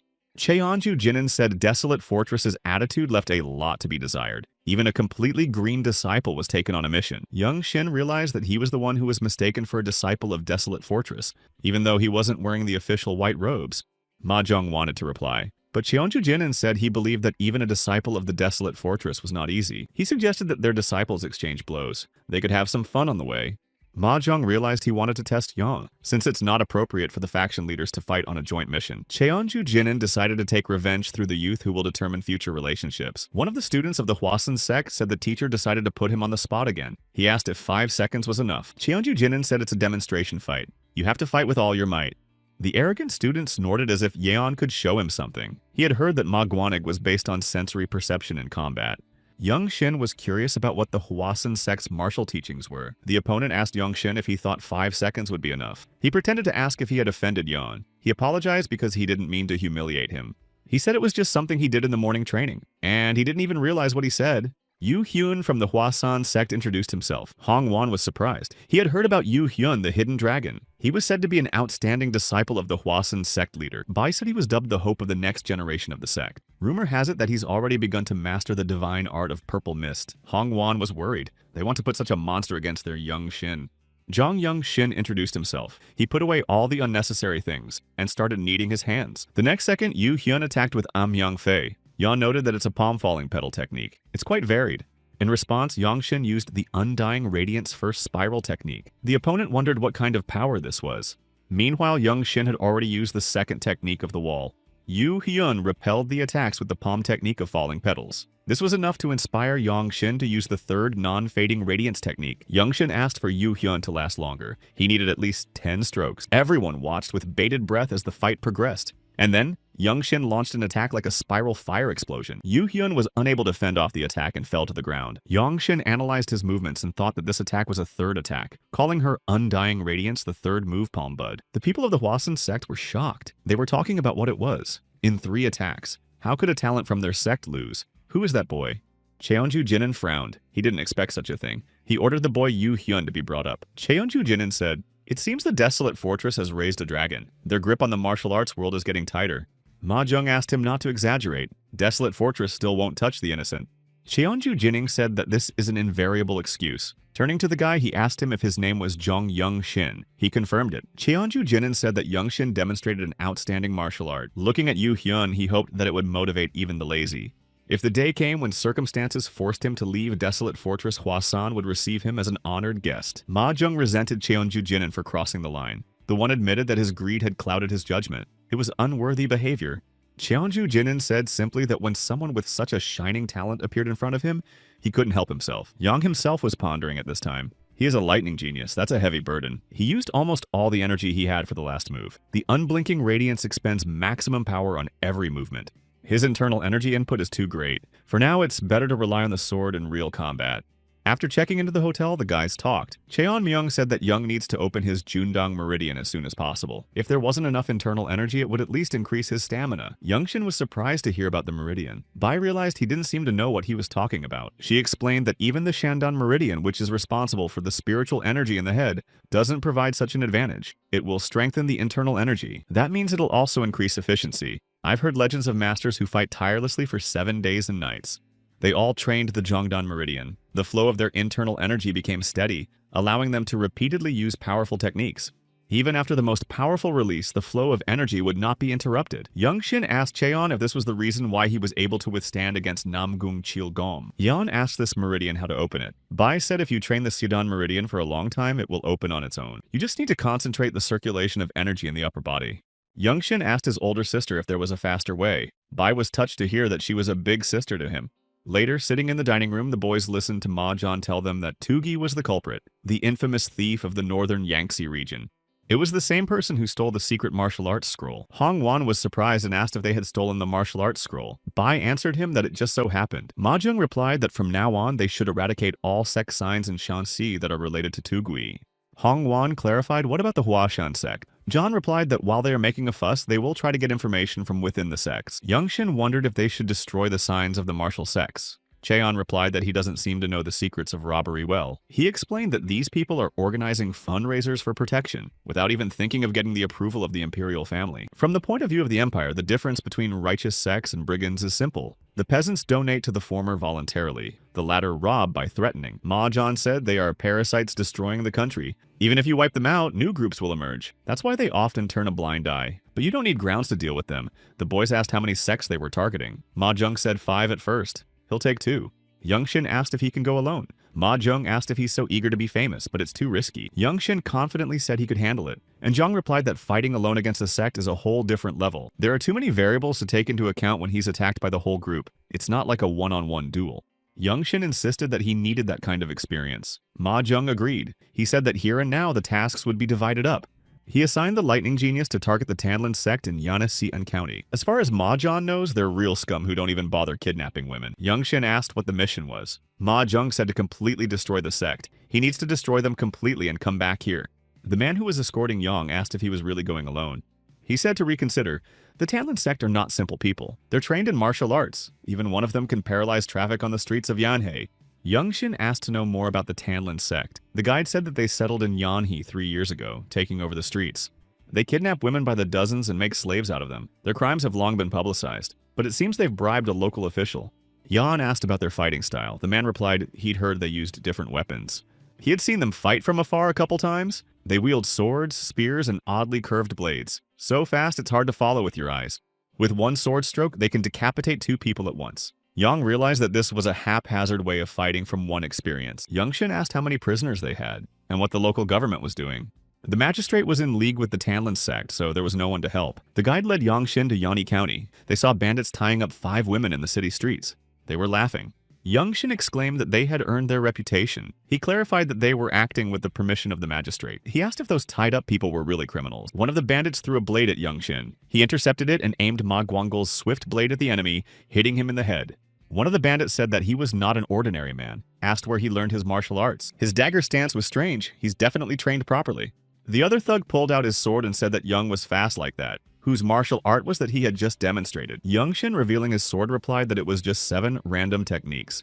The bandit saw Youngshin's sword and said it was good. If he presented it to the sect leader, he would be pleased. The next moment, to the surprise of the other bandits, he was struck down by the sword. Then, using Maguanig's swift blade, Youngshin killed the rest of the opponents in a flash. The astonished people surrounded Youngshin and thanked him. Youngshin turned to his guide and asked where the Tanlin sect was based. He pointed out the location. Youngshin headed towards the said building. The city dwellers looked on in awe. Yang kicked the doors with one kick. Inside, he saw a large group of thugs. At the center of the steps stood the head of the sect. One of the henchmen reported that this brat had beaten up their students. Looking at the head of the bandits, Youngshin was outraged that he dared to wear a dragon robe that only an emperor could wear. This is treason. The sect leader began to approach Yan, told his goons not to interfere. He said it's been a long time since he's tasted a sword fight, asked Young Shin if he liked playing the hero. How did he even dare to appear in front of their sect? Yan asked what his name was. He replied, "Why would a man who is about to die know a great name?" Young Shin replied that one should always know who they are dealing with so that they can claim victory. But the enemy had already attacked by pulling his sword out of its sheath. Young Shin thought it was because he was stronger and could see the sword's trajectory.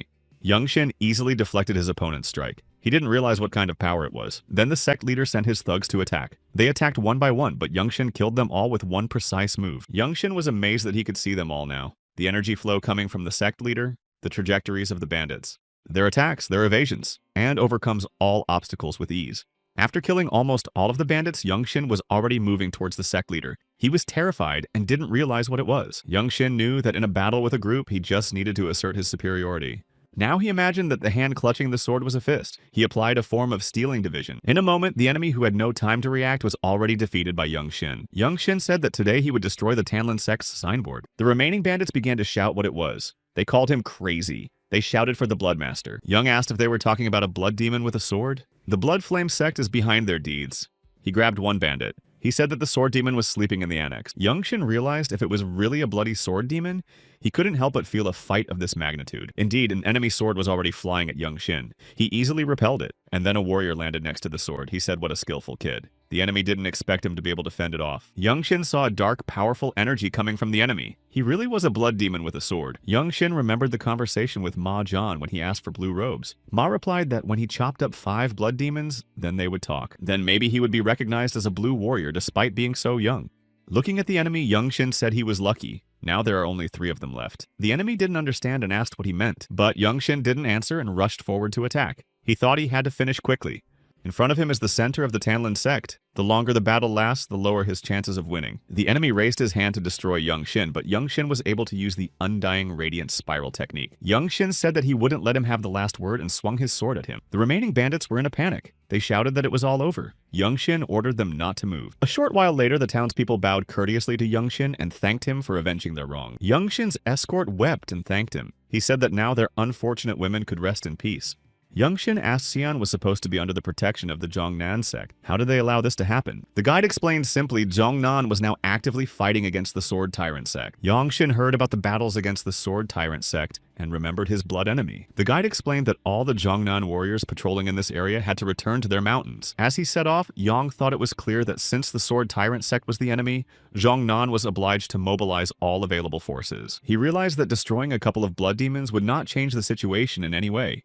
Young Shin remembered his family. He decided that he had to help Junnan. The 13 Heavens Group. It's a powerful organization that wants to dominate Marima. The Desolate Fortress will have to deal with them sooner or later, and thus the Sword of Tyrant sect that is a part of them. He hoped no one would object to his amateurishness. Maybe he could pick up Tuguya's trail. The bushes rustled and Cheonju Jinin and Yu Hyun walked towards Young Shin. Cheonju Jinin said that it looks like Tanlin is finished. Young Shin replied that it looks like it is. He asked him to accept his regrets. Cheonju Jinin replied that his fighting skills are impressive. He said that he seems to have witnessed the birth of the future leader Maguanig, or even the new leader of the Divine Sword Squad. Cheonju Jinin said that the future of Desert Fortress is very transparent. Yu Hyun turned to Young Shin. I remember him saying something about 5 seconds. It was stupid. He apologized. Young Shin was a little confused. Yu Hyun asked if he was okay with a fresh start. They could discuss a lot of things about Hwasun fighting techniques. Their clans aren't that far apart. After thinking for a while, Young Shin replied that he wouldn't go up to the mountains for such a thing. Yu Hyun was a little taken aback. Young Shin added that he wouldn't chase him away if he came either. However, it was better not to come empty-handed. When Young Shin returned to the hotel, Cheon Myung said that his prayers were justified. Bai walked around Young Shin and said that there seemed to be wounds on his back. She'll apply a healing balm. Mahjong asked the lightning genius about the status of the mission. To this, Young Shin opened his backpack. Everyone saw the head of a Blood Flame sect member. Mahjong said that it wasn't just anyone, but a blood demon with a sword. Cheon patted Young Shin's head approvingly. He said this proves that his past achievements are not just a fluke. Ma Jung thought again, Blood Flame sect, and again a blood demon who is considered to possess unusual techniques. Bai Meili replied, this is nonsense. It's worth recognizing Lightning Genius' contribution is invaluable. He always exceeds their expectations. Ma John said to accomplish the mission of extracting important information, and the enemy's head are all highly valued in Marima. Young Shin said he has something to tell Ma Jung. He said he wanted to go to the Junnan sect. Ma Jung asked if he wanted to go up to Zhongnan Mountain. Yan confirmed. He said he was worried about the safety of the sister sect. Ma Jung said that news about them had only recently reached them, but it's too dangerous there now. Sword Tyrant isn't like Young Shin's opponents until now. It's not just a demonic clan. Bai Malay said they train randomly, combining both orthodox and unorthodox martial arts. She said with terror in her eyes, they're madmen obsessed with power. No frame of reference can stop them. Ma Jian confirmed her words. Most importantly, Jiangnan did not ask for help. It was the group's competence to do only what they were commanded to do. Changmyung raised his hand and spoke up. Couldn't someone like Ma Jiang independently assess the situation and issue a task? Ma Jiang frankly replied that he couldn't send Young Shin there without knowing if he would return. Everyone in Desert Fortress has heard about Young Shin's potential, so everyone is worried about his future. Cheon confirmed that he's a valuable unit, especially considering his background. Even the Hwasun sect promised to receive him as a guest. Young Shin asked if a teacher can't distinguish between the interests of the people and personal interests. Does Maguanig not believe in him at all? Young Shin insisted that he had always lived up to expectations. He asked for permission to go there. Cheon Myung replied that with his accomplishments, Young Shin doesn't leave them much of a choice. After thinking about it, Ma Jung replied that Young Shin is right. He can't turn away from his will so easily. However, Ma Jung must first test Young Shin with one of his moves. Ma Jung said just one punch. If Young Shin can repel it or dodge it, he can go. Bai Mei objected to the teacher. He said if Young Shin wanted to reach the top of the martial arts world, he should be able to at least do that. Turning to Young Shin, Ma Jung said if Young Shin could withstand his punch, he would promise another reward. Young Shin agreed. The group went out to the courtyard. Cheonju Jinin and his subordinates thanked him for allowing them to be present. Cheonju Jinin told Yu Hyun to remember this moment. This is a rare opportunity to see leader Maguanig's technique. Yu Hyun asked if the Desert Fortress leader's technique isn't stronger than the unit leader's technique. Cheonju Jinin replied that it is. But as far as situational battles are concerned, that person is even stronger than is Cheonju Jinin. Leader Maguanig's nickname is Hell Reaper, which means on the battlefield, he's a real beast. Many leaders of prestigious sects have fallen victim to him. He has always demonstrated overwhelming superiority in battle. When facing a master of this level, you can't miss a single move, because absolutely every punch he throws is devastating. Unlike them old-fashioned warriors who are fixated on their learned arts, he has fully honed his skills for real combat. Even for a seasoned master, this kind of combat is devastating. There are no people among their peers that this man can't hit with his techniques. Young Shin asked Ma Jung if he would give him time to prepare. To replied as much as he wanted. Ma Jian explained that he was going to demonstrate a strike that even a white-ranked warrior would have a hard time taking. Therefore, Young Shin needed to concentrate as much as possible. Young Shin realized that there were less than 30 black-clothed masters in Desolate Fortress. One can't let that intimidate oneself. Young Shin took a deep breath. He tuned that he just needed to show off the martial arts he had comprehended. He concentrated. He saw the teacher's aura and confidently told him to strike. Ma Jung swung. Yang recognized this palm technique could easily penetrate even the castle's protective walls. He must dodge. Ma Jian went on the attack. Young Shin realized that dodging alone wouldn't be enough in this case. He assumed that if he added a step it would work, and his assumption was correct. He dodged the attack. Ma Jung, realizing that Young Shin had won, asked what kind of stepping technique he was using. Young Shin explained that he just took a step when he saw his way out. He said that he would call it the flapping of shining wings. With a smile, Ma Jian said that Young Shin could go to Jiangnan. Young Shin received the blue robes of the Desolate Fortress and set off. He was accompanied by Hong Wan. He was given his blue cloak by Cheon Myung. Yang asked what it was for. Bai explained the white garment combined with the blue cloak. It means that Young Shin is a genius rookie who has been recognized as a blue warrior. This status entitles him to command the Desolate Fortress warriors in white robes. Rookie genius is the term for the most outstanding member of the younger generation. Cheon explained if someone asks for Yang to answer that the blue-eyed demon recognized him. That would keep him out of unnecessary trouble. Bai said he could use her name too. He can consider that she handed him the cloak as well. Hong Wan said that the white outfit with the blue cloak suits Young Shin. He replied that it's a little unusual. Hong Wan replied that Young Shin will get used to it quickly. Young Shin thanked Hong Wan, the divine guardian of the Desolate Fortress. In response to Hong Wan's surprise, Young In replied to let him know it wasn't empty praise. There were guards standing at the entrance of the sect. They seemed to be warriors from Junnan, so they really have a conflict with Sword Tyrant, judging from the heavy security at the entrance. When the guards saw these guys coming, they stopped them. He asked them to state their sect name and the purpose of their visit. Hong Wan answered as the guards saw they were from the Desert Fortress. Zhang Young Shin introduced himself by naming the Maguanig unit of Desert Fortress. Hong said he's from there too. His name is Hong Wan Chan. The guard asked them for proof of their clothes. The boys showed the plaque. The guard asked, "The Desert Fortress already allows such young warriors to act independently." The guard standing in the gate said enough is enough. This is not a good time for visits. They have a fight coming up. He hopes the boys realize that they can't blindly trust strangers. Ho Wan said okay, and demonstrated one of the techniques with a bright flash of energy. The guards shouted that they were really from the Desert Fortress. Hong Wan was pleased with himself, but not for long. One guard shouted how dare they influence a disciple of the Jiangnan sect right in his home. Watching what was happening, Young Shin concluded that the battle with the Sword Tyrant was not going smoothly. It seems that the pride of one of the 9 greatest sects in the world has been severely hurt, and then some youth showed up claiming to be desolate fortress warriors. It's only natural that this would cause irritation. The guard said he doesn't believe them. So young and already warriors of the desert fortress. Times are tough these days. The other said even if they are from the desert fortress, it's still a problem. If they are reinforcements, why are there only 2 of them? Is the greatness of Desolation Fortress already in the past? Young Shin got angry. He said it's wrong to insult another sect's warriors without a reason. He demanded that they take it back. The guards were also angry that he was threatening them. They drew their swords. But Young Shin quickly disarmed them. A girl intervened in the conversation. She ordered him to stop. Young Shin felt she was strong. The guards called her a mentor? Young Shin noted to himself that she was not inferior to the blue-clothed warriors from the desolate fortress. Looking at the guards, she sternly said, "Just look at them. Their words and actions are worthless. We'll talk to them later." She ordered them to leave. The guards apologized to the great mentor. They said they were ashamed. Turning to the boys, the girl apologized to the mighty warriors of the desolate fortress for the guards showing their unsightly side. Jong Yun-in introduced himself. He said that he belonged to the Maguanig unit of the desert fortress. Since the friend was numb with surprise, Young-in introduced himself as Hong Wan-jong. He is with him. The girl smiled and introduced herself as Jun Nan Sect's Weiji Miaohua. Hearing the name Weiji Miaohua, Hong Wan said that it was the Cloud Sword Dragon of the Yongnan sect. She was rumored to be a heaven-sent genius who had already made a name for herself in the martial arts world. Hong Wan said that he was honored to meet a legendary warrior like her Cloud Dragon. Young Shin admitted that it was rude of him to show up without an official message from Desolate Fortress. He was ashamed in front of the great Weiji. She said that she saw Hong Wan-chung trying to convey the purpose of the visit, but the guard rudely interrupted him. Rather, she was the one who needed to apologize on Jun Nan's behalf. She apologized for the inconvenience, said she would escort them to the headquarters, said they would discuss the rest when they went upstairs. Young Shin thanked her. Then Young Shin's brother came out to meet them. He was surprised to see them. When they entered the manor, little Hyo-A ran towards Young Shin shouting uncle. She threw herself into Young Shin's arms with tears in her eyes. He asked her how she was. The girl didn't say anything but cuddled up and cried. Weiji said that the sect leader and elders had gone to fight the enemy swordmasters. Since the guests came from Desolate Fortress, she brought the only remaining sect elder. The boys bowed courteously and introduced themselves to the elder. He said that he was called Yong Yol. This is Swordmaster Jun Nan, the strongest warrior of his generation. Yong thought he might even be stronger than his maternal grandfather Ma Yongjok. Jong Yoil asked Young Shin how old he was. He replied that he was turning 16 this year. Jong Yol asked Young Shin to look over there. He pointed to the rock where the writing was carved. Weiji asked the elder if he was going to tell the secrets of the sect to an outsider.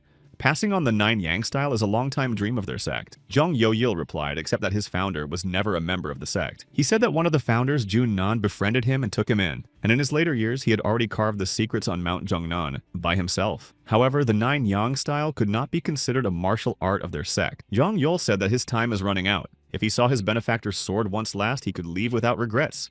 Miaohua is the only one who can revive the 9 Yang style, but he can't entrust his dying will to her alone. Weiji said she just can't understand why the elder is going to bequeath it to just anyone. What did he see in it? Zhongyul asked her to look at it herself, that enchanted gaze. Did he go into a trance after seeing the path of the sword? Yan didn't hear anyone anymore. He looked and was sure it was the blade's mark. The few lines carved into the rock were the trace of the blade. The exile had founded the Broken Sword sect, one of the most famous martial arts schools. It was unrivaled in the whole world except for the Desolate Fortress. Hong Wan thought that if he was equal to their leader, he must be an outstanding master. Chong Yoyil said that this man had lifted his starving orphan on his back and climbed Mount Junnan. Hong said so it was Master Gu Yanjun who accepted the elder into the Zhongnan sect. But why couldn't they learn his martial arts then? Elder Zhong Yol said it was not fate. That's life. He lacked talent. Not only him, but many swordsmen in their sect had failed. Knowledge or skill alone was not enough to master the outstanding art of swordsmanship. Hong Wan took a closer look at the writing on the rock. They meant only the worthy would be rewarded. Chong Yo-il said it was entirely a matter of talent. They put expectations on Miaohua. She tries not to show it, but this child surely feels a great burden of responsibility. When Young Shin took a deep breath, Zhong Yo-il turned to him, asked what the child sees here.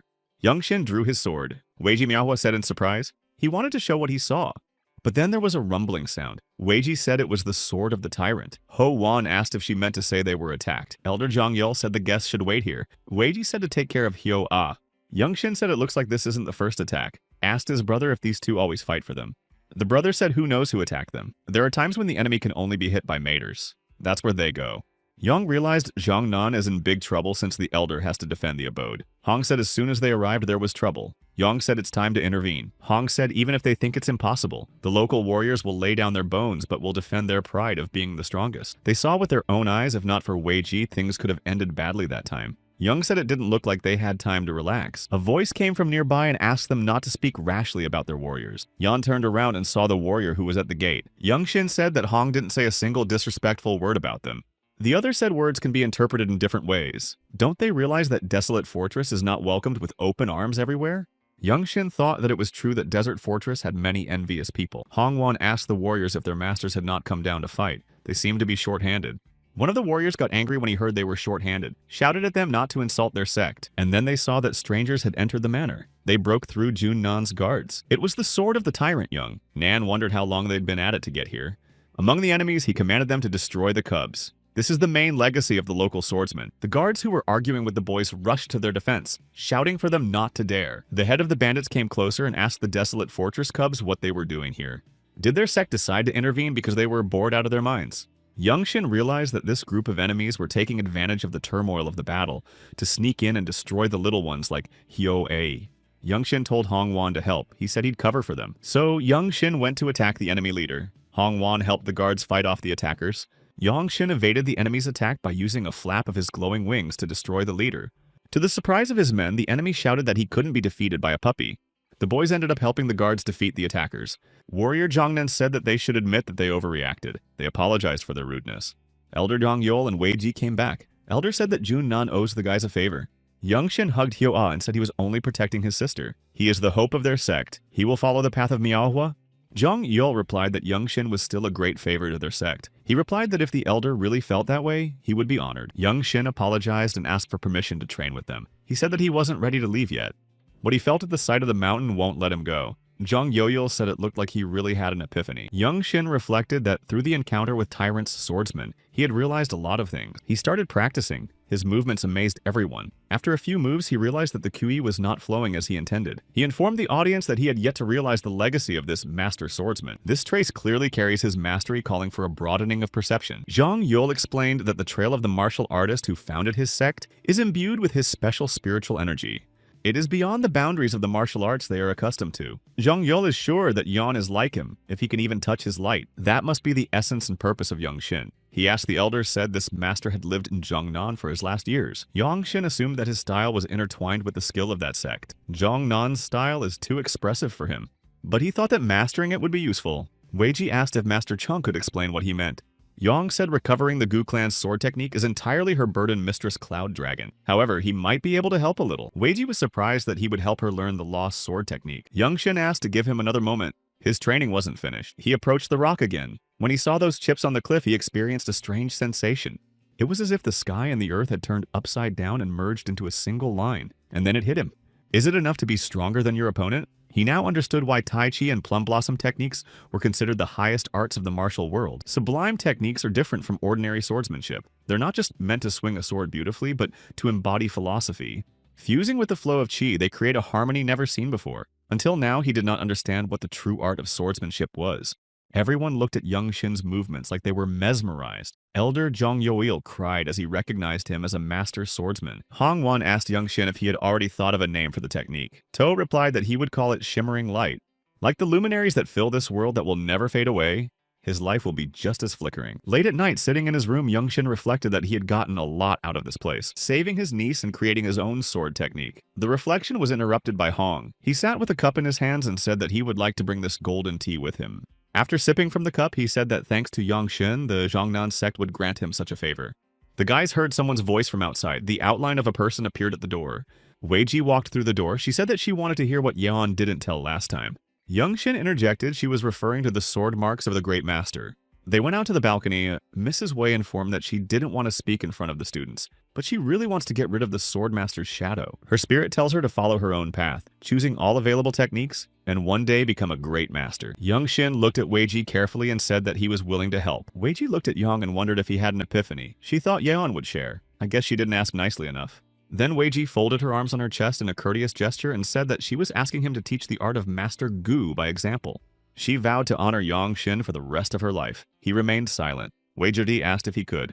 Young Shin beckoned her to follow him, said it wouldn't take long. Wei Ji replied that she would be more than happy to.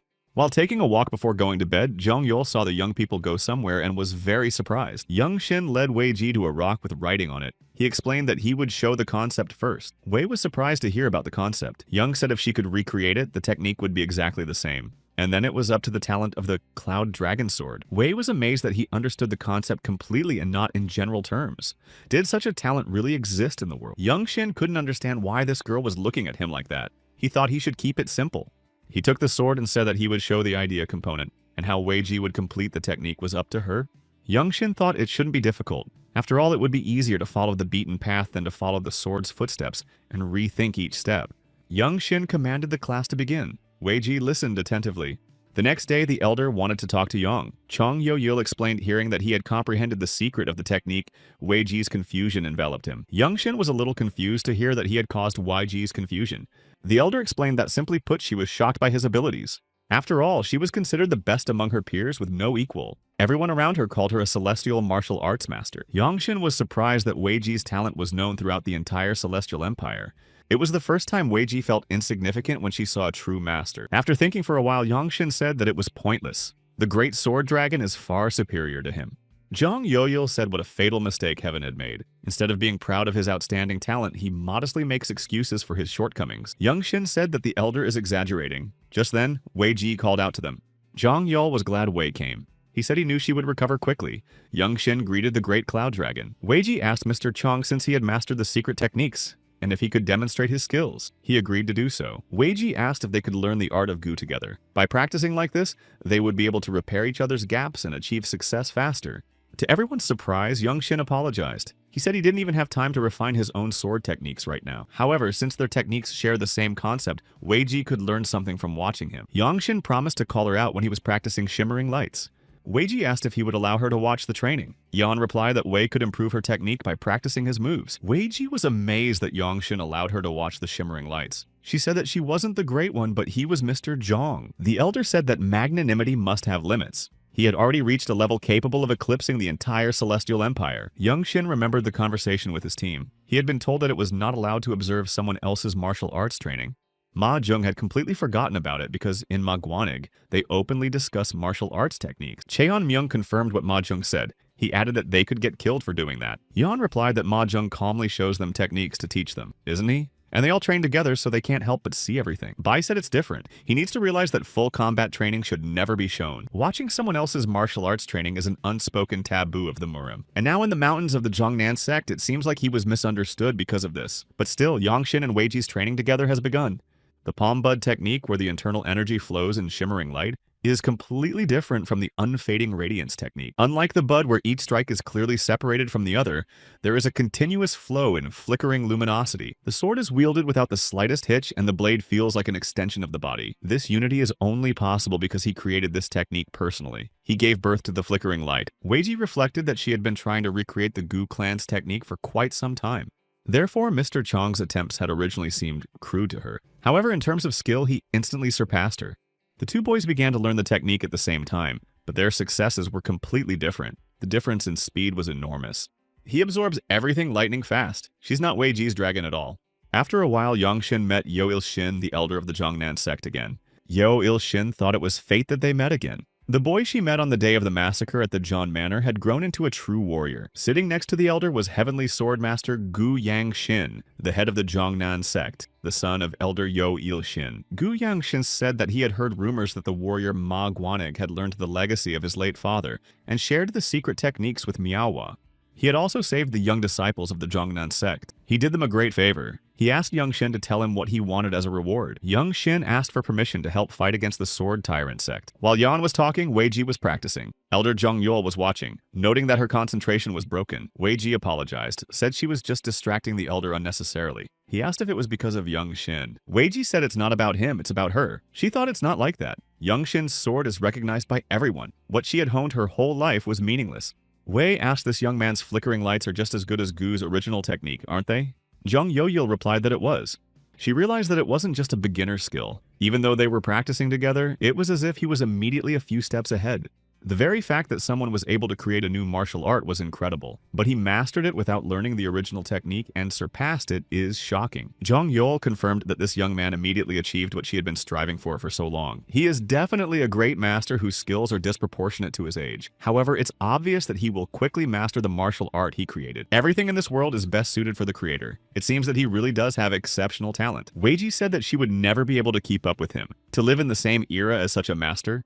Jong Yoyol said to try to look on the bright side of the situation. After all, she had successfully learned the basics of Gu technique. Weiji agreed. She said it was worth it. Seeing Weiji's excitement, the elder said that he didn't want to say that. But Yongshin has an open Bai Hui point that is receptive to nature itself. Through it, one receives the power of heaven and earth in ruinous excess. Even the greatest masters are unable to bear such a gift. Weiji asked what Yang Yol had to say. The elder explained that Yongshin doesn't have long to live. But even so, he continues to fight. Like a flame trying to leave a mark on the world. Leaving, the elder said that he deeply respects his endeavors regardless of his level or age. On the Guangchun plain, an epical battle was about to take place between the Sword Tyrant sect and Zhongnan sect. In the ranks of the Zhongnan sect's army, Yongshin was also standing in the first line. Among the warriors of the opposing side, the head of the Sword Tyrant clan appeared. Seeing this, Hongwan said, "Here comes Yongshin's nemesis." Hongwan noticed that something was wrong with Yongshin. He asked him what's wrong. Yan said he was fine, but he was worried about why Hongwan came here. He could have stayed away. From the Sword Tyrant, the third apprentice of the leader, Wei Mu Hayuk, came out. Asked which of the opponents dared to accept his sword, let him come out. Yongshin asked the esteemed sect head Gu Yangshin and elder Zhongnan to enter the battle on behalf of their sect. Wei Jin was astonished, but she remembered Chang Yoyol's words that he continued to fight like a flame that was trying to leave a mark in this world. Zhongnan, the sect head, allowed Yongshin to enter the duel. He thanked and went to meet his opponent. Everyone looked at his footsteps. A great master living one moment against fate. He had already become a legend. At this time, the opponent was gloating that the days of the Zhongnan sect were numbered. The third disciple of the leader, Wei Mu Hyuk, when Yongshin came closer, he realized it was that guy from the Zhong family. He said he had a lot of nerve. He should have killed him back then, but luckily he's back in front of him. If he believes it'll be the same as last time, he's mistaken. The head of the Sword Tyrant sect also recognized Yongshin from the Zhong manor and stared at him intently. After a few seconds of silence, Wei Mu Hyuk asked how long Yongshin was going to stare.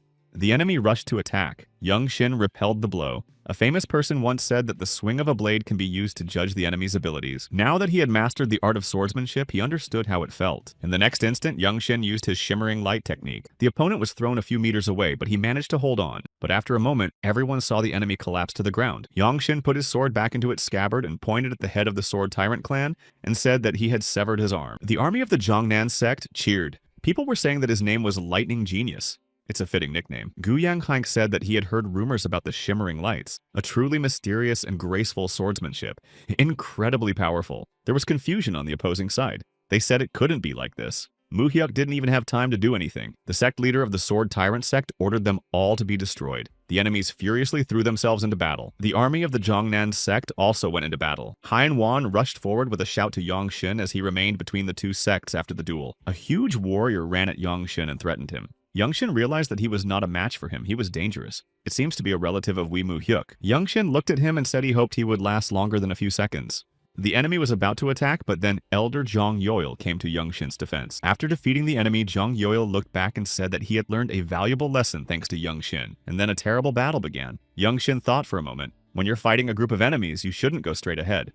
You have to pick the one you can defeat. And Yongshin began to fight off the enemies one by one with his flickering lights. And then Yongshin noticed that Hongwan was already wounded. His head lit up with rage and he rushed to destroy all the enemies around his comrade. After the fight, Yongshin took a walk with Yo Ilshin. She stated that the preliminary fight ended with the young hero's victory. Elder Ilshin praised Yongshin. He was right to take the initiative. Yongshin replied that she was flattering him. Yo Ilshin said he shouldn't do that. Their sect is looking up to him. Soon he'll have no shortage of admirers. His quiet days in the sect are really over. One offered to treat him to some good wine that he hid from his brothers and teacher. The other lamented that Mr. Yongshin had already been invited to the duel and he was late. The third said that Shulgak's students are actively showing interest in him, but he's stopping it. Yan must spar with him first. Yang was distracted from his thoughts by Yo Il-shin saying that they were able to find out why they attacked the Zhong house. His other brother already knows about it, but it's better for Yongshin to hear about it now. Elder Il-shin hoped it wouldn't shock Yongshin. It was worth asking just in case. He answered as she wished. A short while later, the second stage of the Zhongnan sect's battle with the Sword Tyrant began. Looking at the opponents, Elder Zhang Yoyil said that it wouldn't be easy. The council elders came out in full force, and although they were few in number, if they won here, it would be over. Elder Zhang Yol asked Manhwa to take care of his students. Weiji wished Master Chan good luck. He replied that he wished Cloud Dragon to overcome everything as well. Elder Chan Yoel warned Yang to beware of the sinister Rakshasa. This is Wee Mu Hyuk's grandfather, whom he defeated in a duel. Youngshin asked if he was the same elder of the Sword Tyrant clan. Jung Yoil confirmed it. The elder said sure that in the heat of battle he would personally target Youngshin. He's considered to be above the head of Sword Tyrant. It's said to act as an extension of that leader's body, like his arms and legs. On the battlefield it remains just his right hand. Youngshin was thankful for the warning. The battle began again. The Seolgak fighters were announced a battle formation, but in a flash the enemies reached them and began to destroy them. When Youngshin noticed this, he rushed to their aid. But in the heat of battle, he sensed something. An elder from the Sword Tyrant, the sinister Rakshasa, was closing in on him. He said he wouldn't let him go today. Sinister Rakshasa vowed to bring Youngshin's head to his grandson, Mu Hyuk's grave. Youngshin asked the enemy all members of the demonic sect are like this. His subordinates die at the hands of Jongnan sect masters, and he continues to pick at him out of personal grudges. After Yonggin's words, if evil Rakshasa was not ashamed, he rushed to the attack and shouted, "Burn in hell." This time, Youngshin was able to resist the enemy and deflected his blow. However, he was pushed back a couple of meters. Youngshin was stunned by the evil Rakshasa's power. He had only taken one hit and was almost out of energy. Then Youngshin decided to use the sighted eye technique. He realized that with his current level, he would not be able to defeat this master. But suddenly Weiji and his men came to Youngshin's aid.